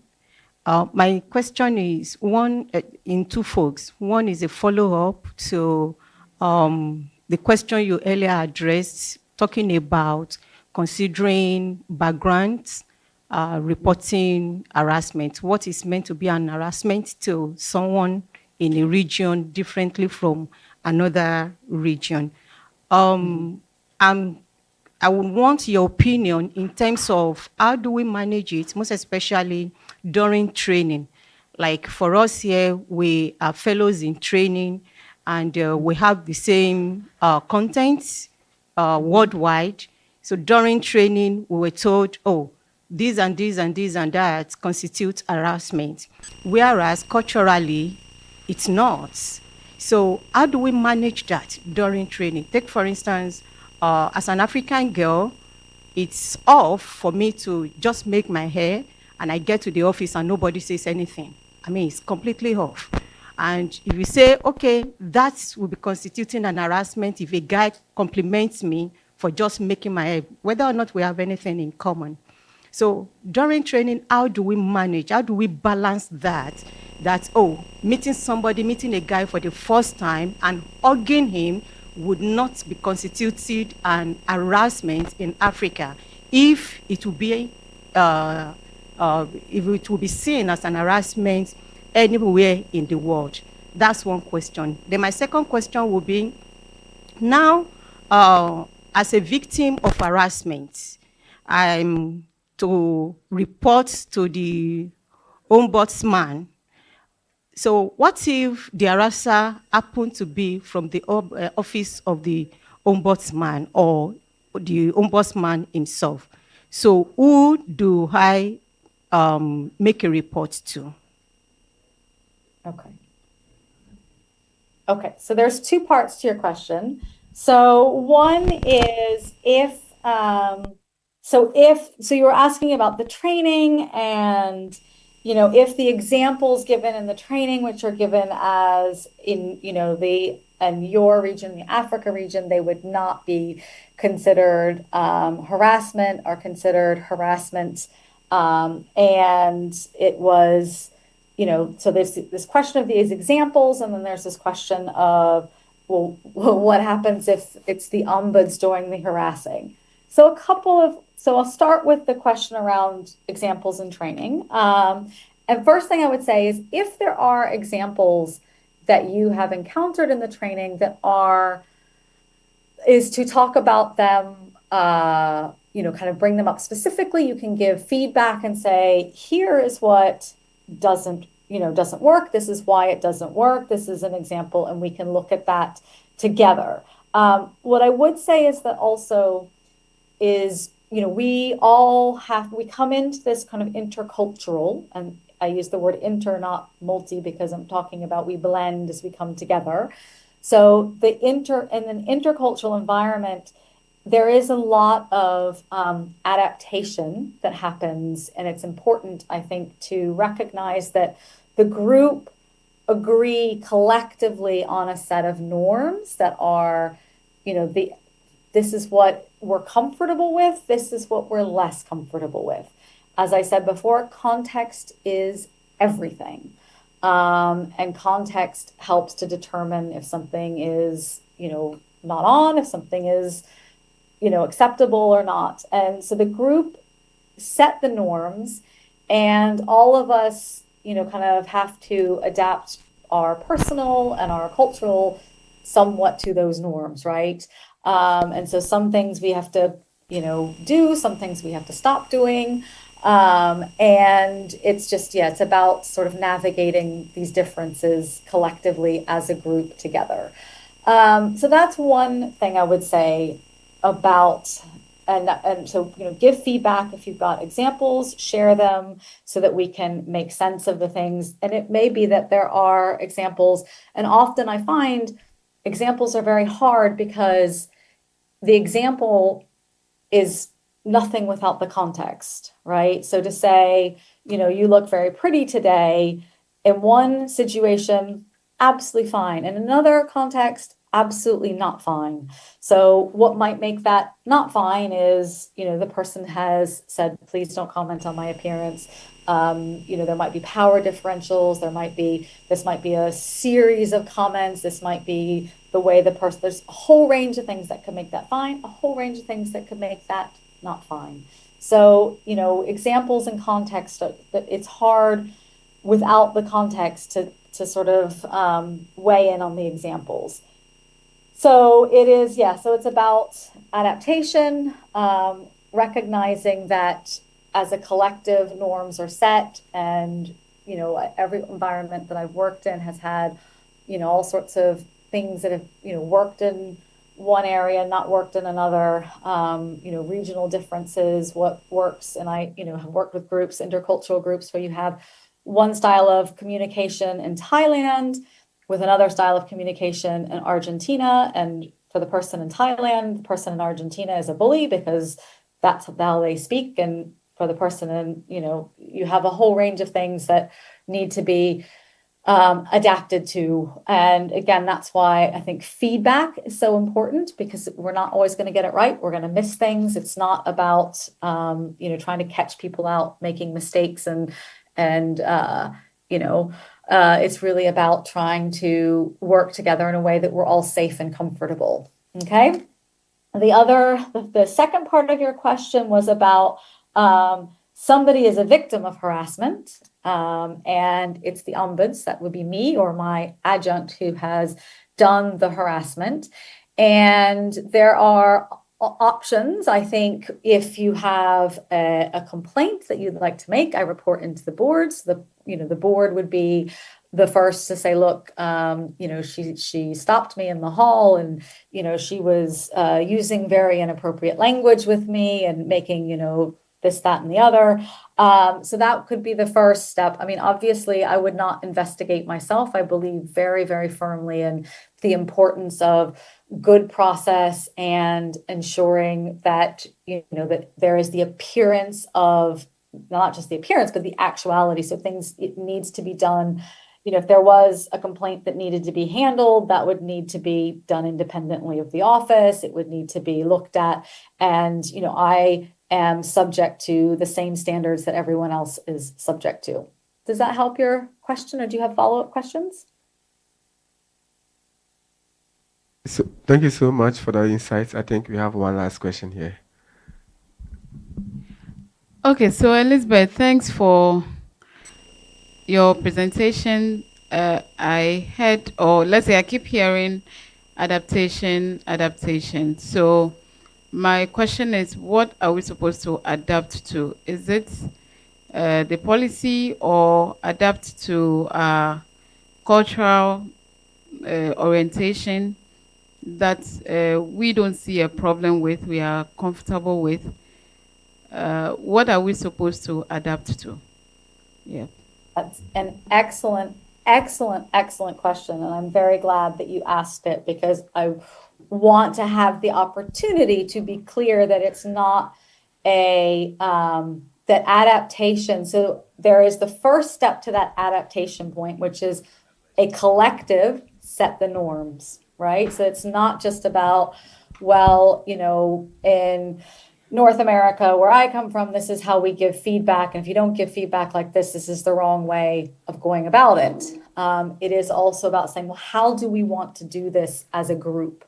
How do we want to ensure that everybody from, you know, India to Chile to Canada feels safe in this environment? How do we do that? And so that's the first step. The first step is to collectively come together and agree. So ICANN has these expected standards of behavior. They have the community anti-harassment policy. These are set by the community. These are agreed by the community. There's opportunities for the community to input and shape on this. So that's the first step.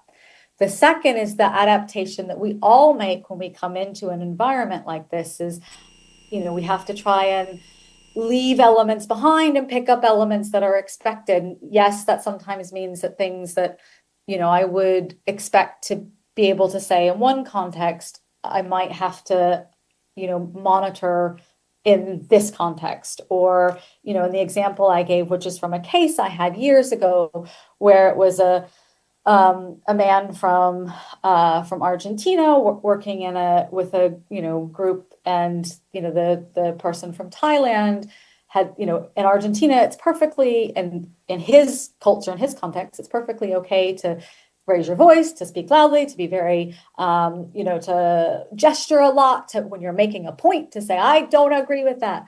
But the man from Thailand in the group, he was shocked and offended. He felt everyone seeing this.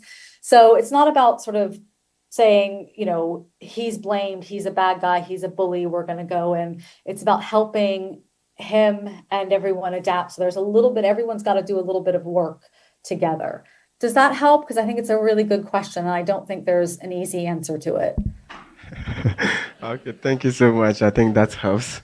So maybe we can go ahead. Okay, great. And I'm so grateful and appreciative for the questions and the engagement. This is very important to me. So thank you so much. And I'm keeping an eye on the time. So I'll move really quickly now to the scope of the office. So what the office can and can't do. And this is, this is quite straightforward in the bylaws. I think, I'm here to support the community. So in scope is something raised by the community. If it's raised by a staff member, it's not in scope. I can deal with complaints about unfairness, a decision, action, inaction by either ICANN org or community group, and decision, action, or inaction by the board that's inconsistent with the bylaws. So that's the unfairness element. I handle harassment complaints under the community anti-harassment policy, conflict resolution, question and advice about conflict. And as I said, my approach is really, it's problem to be solved before it becomes a complaint. And also providing workshops and webinars for your community group. Out of scope are quite specific things like I can't, internal administrative matters. So that's how the organization is structured, how they're, funded, how they're resourced, how decisions. I can't say whether the decision is a good decision or a bad decision or the right decision. I can look at the process to reach that.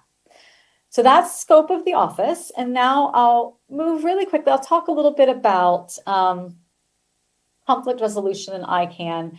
And I had 4 principles to share with you, but I won't go over these today. I will send the pack to you and you can have a look at them afterwards, because I'd like to I see there's a lot of interest in some of the areas. So I want to save time for questions on the process.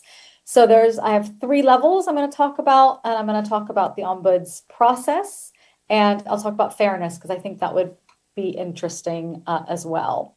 So 4 principles, won't talk about this exactly today, except maybe just to pause on 2 points really quickly here, which is the difference is our strength. And as part of that, we need to be anticipating and inviting that challenge, that disagreement, that different point of view, and that understanding sort of how is another point of view working? How does another, what's another angle on this? And conflict, as I said at the very beginning, it really has a purpose and a function in teams and groups. And there's a lot of research, and I've worked with this over the years. It shows how, you get more creativity, you get better ideas, you get stronger ideas, you get more sustainable solutions. And so I really want to, help people to see that the conflict is a feature, not a bug necessarily, of this multi-stakeholder environment. It's just how we deal with it. And so the next point I wanted to just mention, I won't go into great detail here, is the concept of dignity, something that's really important to me and I've done a lot of work with over the years. And that helps the how we disagree, and it helps us to disagree well, treating each other with dignity, treating each other like we matter, like our points of view matter, even if we disagree with them, trying to see, to recognize, to understand, being accountable when we've made a mistake, apologizing, correcting, giving people the benefit of the doubt, a whole range of things. And that's what, when we talk about prevention, which I'll go to here, we don't talk about preventing conflict exactly. We talk about preventing escalation. Okay.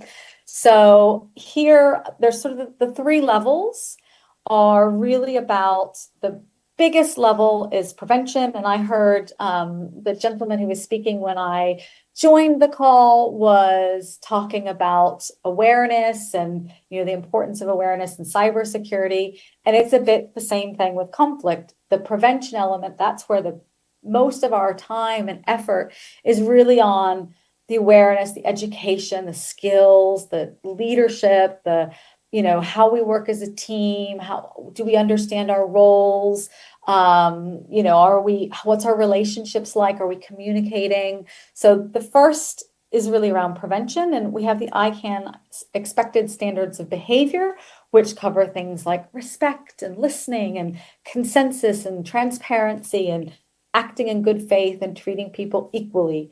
And that, again, is this collective norm that the community has agreed on that helps prevent the very important conflict and disagreement from escalating. Sometimes it does. Sometimes we have to respond to the conflict. And with that, we have a range of things. There's mediation. There's, I can provide coaching, dialogue process, shuttle negotiation, and sometimes a complaint can be the way to resolve something. But I would like to say that's usually at the kind of smaller end of the resolution process. And here with the response, we have the ICANN community anti-harassment policy, again, set by the community, agreed by the community. And then at the top, we have something which I think is really important, which is repair. And after something has happened, somebody maybe has, made a comment that was perfectly fine in my culture, but in this person's culture, they're offended by it. It is, how do I fix that? How do I restore that? How do I give an apology? How do I take responsibility, but also explain, where I'm coming from? And, so that repair piece is quite important. I'm going to go next to the ombuds processes, and then I'll pause and see if there are questions on these.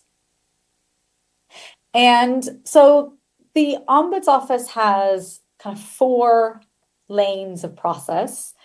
And the first is, as I've mentioned, is this inquiry, this off the record, asking for advice, guidance, coaching. Off the record, the individual might come and ask for something. Off they go to see if they can deal with it or not. I never know unless they come back and tell me. But that is really, so that's the majority. That's where I really encourage people. There's also a lane of ombuds assisted, which can be ombuds is looking into it. Again, off the record, not formal. It might be somebody saying this, in our group, the elections went like this. I think they were a little bit not right. Can you tell me what the standard is, what they should be? Can you, have a look at the regulations? Or can you give feedback to somebody? I've observed something. Can you help? Again, not formal.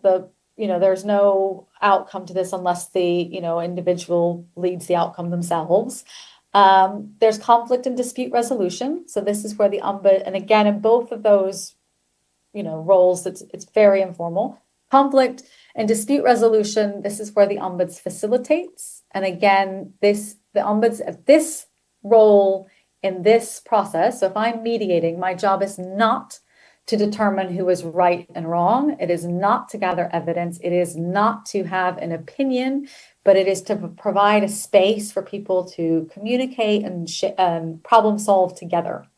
And then there's the complaint lane, and that has 2 lanes down from it. One is, an unfairness, being treated unfairly, and the other is harassment as well. So those are 2 separate lanes.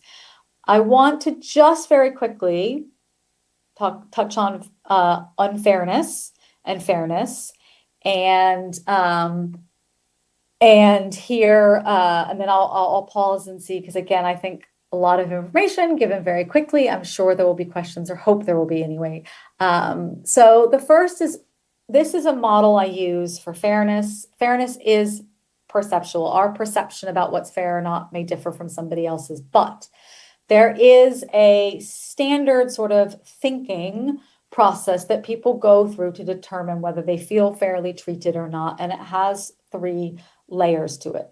The first is, how fair was the outcome? So, how fair was the decision? So let's say I've lost my job. How fair was that decision? Well, not fair, because it's not fair for people to lose their jobs. But how fair was the process used to determine that outcome? Well, the organization had financial issues. They followed their process. They gave me notice. They explained, what was happening. They provided support. Process was pretty fair. How was I treated? By those determining the outcome, they treated me with dignity, with respect. They recognized my concerns. They, anticipated the impact on me. I was treated pretty fairly. Often there's nothing you can do necessarily about what the outcome is, but the other two pieces are, something you have a lot of control over. And when I'm evaluating for unfairness, I do not look at the decision. So if somebody has made a decision, if org has made a decision, I don't have technical expertise. I am not in a position to say whether that was the right decision or the wrong decision. But if I'm determining whether that person was treated unfairly or not, it's looking at, well, was the process used? Did they follow the process? Was it followed in the same, applied equally to everybody who should have been? Did they say, they were supposed to answer the complaint in 5 days and they answered it in 50 days? What should have happened according to what's set in the standards and the rules and the policy, and what did happen? And then how fairly were you treated? Were you given response? Were you treated with, kind of dignity and respect, expected standards of behavior, etc.? So a lot of information, very short space of time. And we've got 4 minutes left. And before I just show you how you can get in touch, I want to see if there are questions about that, because I'm sure I gave up, confusing information, and I'd like to help clarify. Okay, thank you so much. I think we have one question here. Okay, so I would like to find out, in the conflict resolution process, does it give the chance for a party to reappeal an outcome?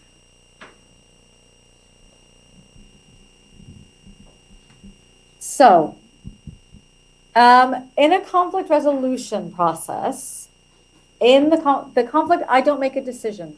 So there is no need for an appeal, because in a conflict, so let's say I am mediating in a group where, one half of the group are saying the other half are not working well, and they're maybe doing the wrong things in the group, and they're not working well. They're blaming each other for problems. I'm not going to come in and say, you're right and you're wrong if I'm doing a conflict resolution process. If I'm doing a conflict resolution process, I'm going to work with them to identify the problem, look at ways to solve it, communicate. They then own that outcome. So they then are responsible if they say, okay, we agree that from now on, we're going to work in this way. They're responsible for maintaining that. And then if that breaks down, then you look at, what are your options? Maybe try again. My one thing I would say is, conflict is very dynamic. It changes. It's not a linear path, straight path forward when you're resolving. It can, go up and down and back and forth.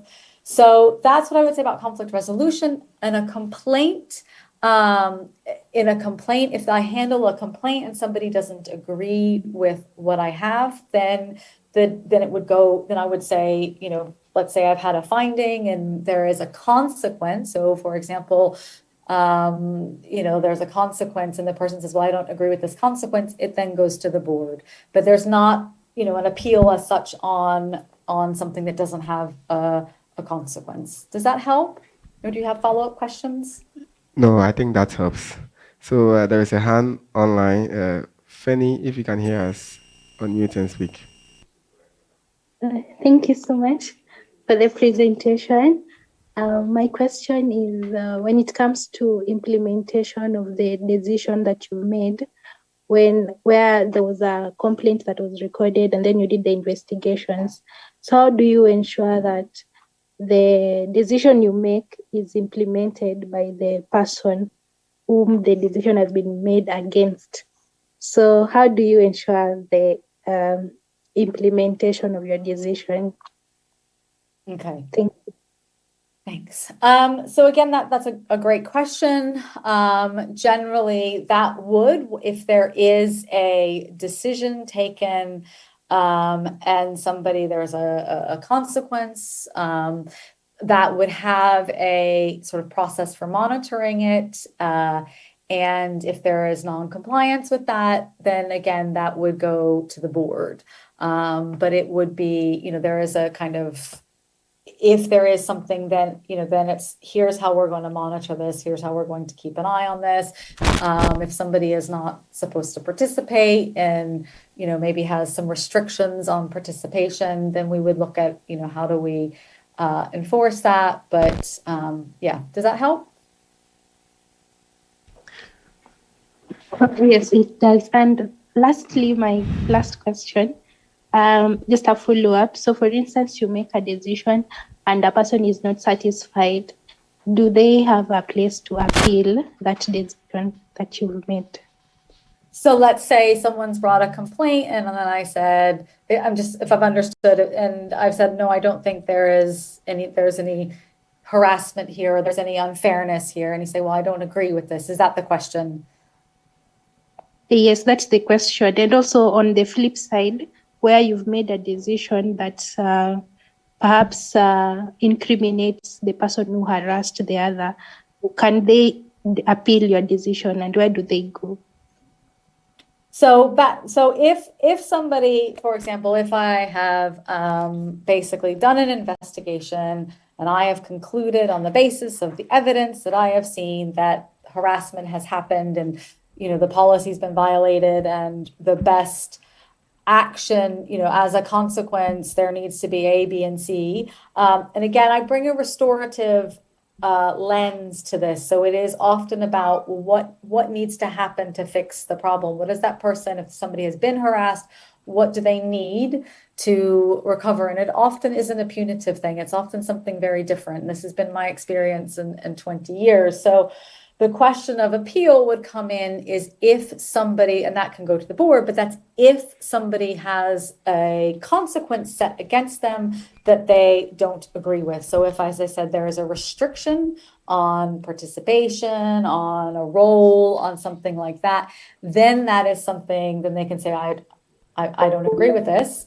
And then there can be a negotiation around that, or it goes to the board, If somebody's not satisfied, if I have not removed the right, if I've, for example, not found in favor of an unfairness complaint and they're not satisfied, I think that is really about performance feedback to the office, and there are opportunities for that, but there isn't an appeal as such because these aren't, it's not there wouldn't be an appeal for if I haven't, taken away something that somebody has a right to. Does that help?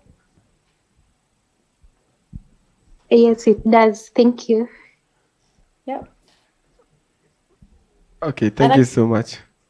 Okay, go ahead. Go ahead, please. I was just going to say, I see that we're 3 minutes over, and I know that there is snack time, so I don't want to, but I'm very happy to stick around and answer questions for those who have more questions, and maybe just to show you the final, the slide deck will be available for those who want to, look at some of the things I didn't cover.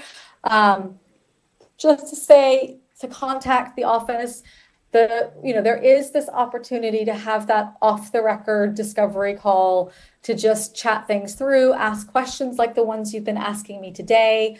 No record kept, no nothing. It never happened, but it's a great opportunity to get more information and talk about things. So this is all my contact details, but also, as I said, if there are other questions, I am very happy to stick around for people who want to hear more and want to ask other questions. Thank you so much for your time, Elizabeth. I think we are much grateful, and let's take one last question.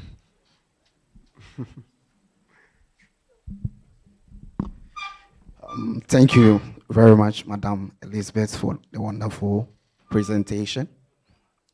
My question is, how effective does ICANN's system for resolving community disputes work for people in Africa, considering the region's limited technical capacity and underrepresentation in the global internet governance structure, and language barriers, since majority of ICANN's work happens in English, and then most of African countries, we speak different languages like French and then Arabic and other local dialects.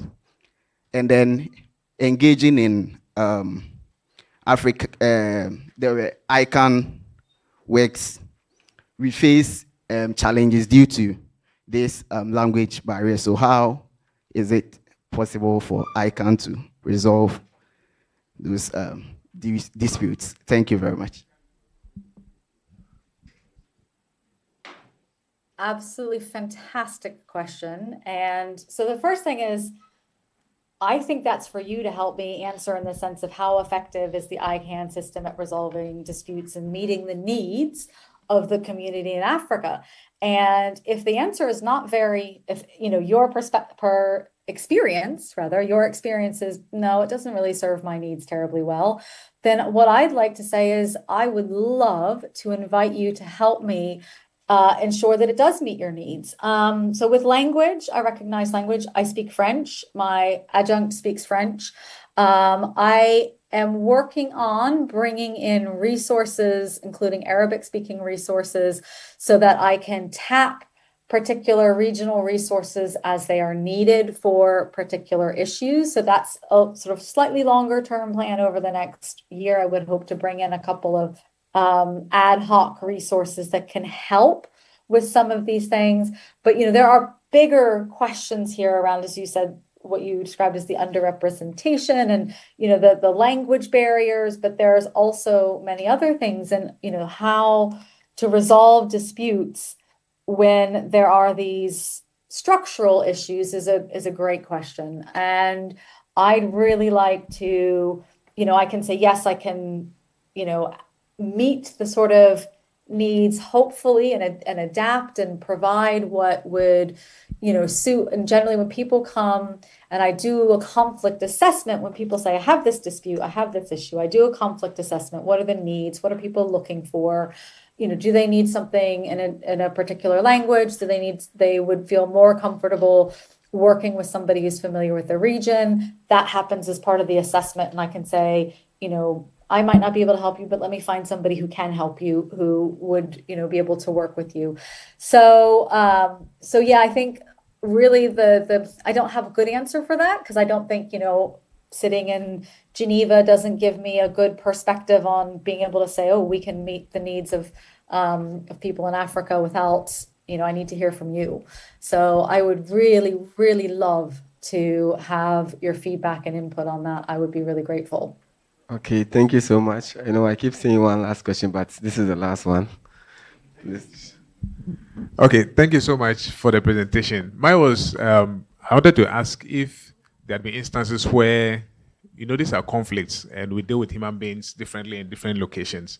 So with your background, I know you've worked for about 20 years in different countries. Had there been instances where you've handled some conflict resolution to a point where you don't have consensus, you've not resolved them? And in that instances, what has been the impact on ICANN so far, where people even decide to even leave the organization? How are you able to manage those reputational damages and all of that? Oh, that's an excellent question. Wow. So I've only been in ICANN for a short time, so I can't answer from the ICANN perspective, but I can answer this as best as I can, because I think this is a really big question, which is, can you get to a point where you can't resolve it? And of course, the answer is yes. You can get to a point where, what I often say to people is, sometimes you're not going to resolve this. The best you're going to get is, to find a way to accommodate it. Oftentimes, not oftentimes, but sometimes things come to me and they've been going on for so long that, really the best you're going to do is to limit damage, maybe repair some of the damage, but you're not going to get people restore the relationships.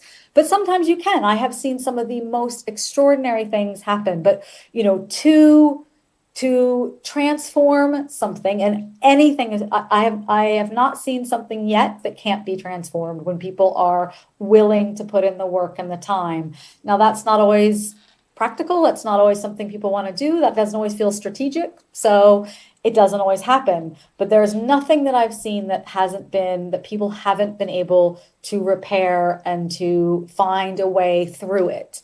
So that's the first thing I would say is that, everything has an opportunity for repair, transformation, and learning within it.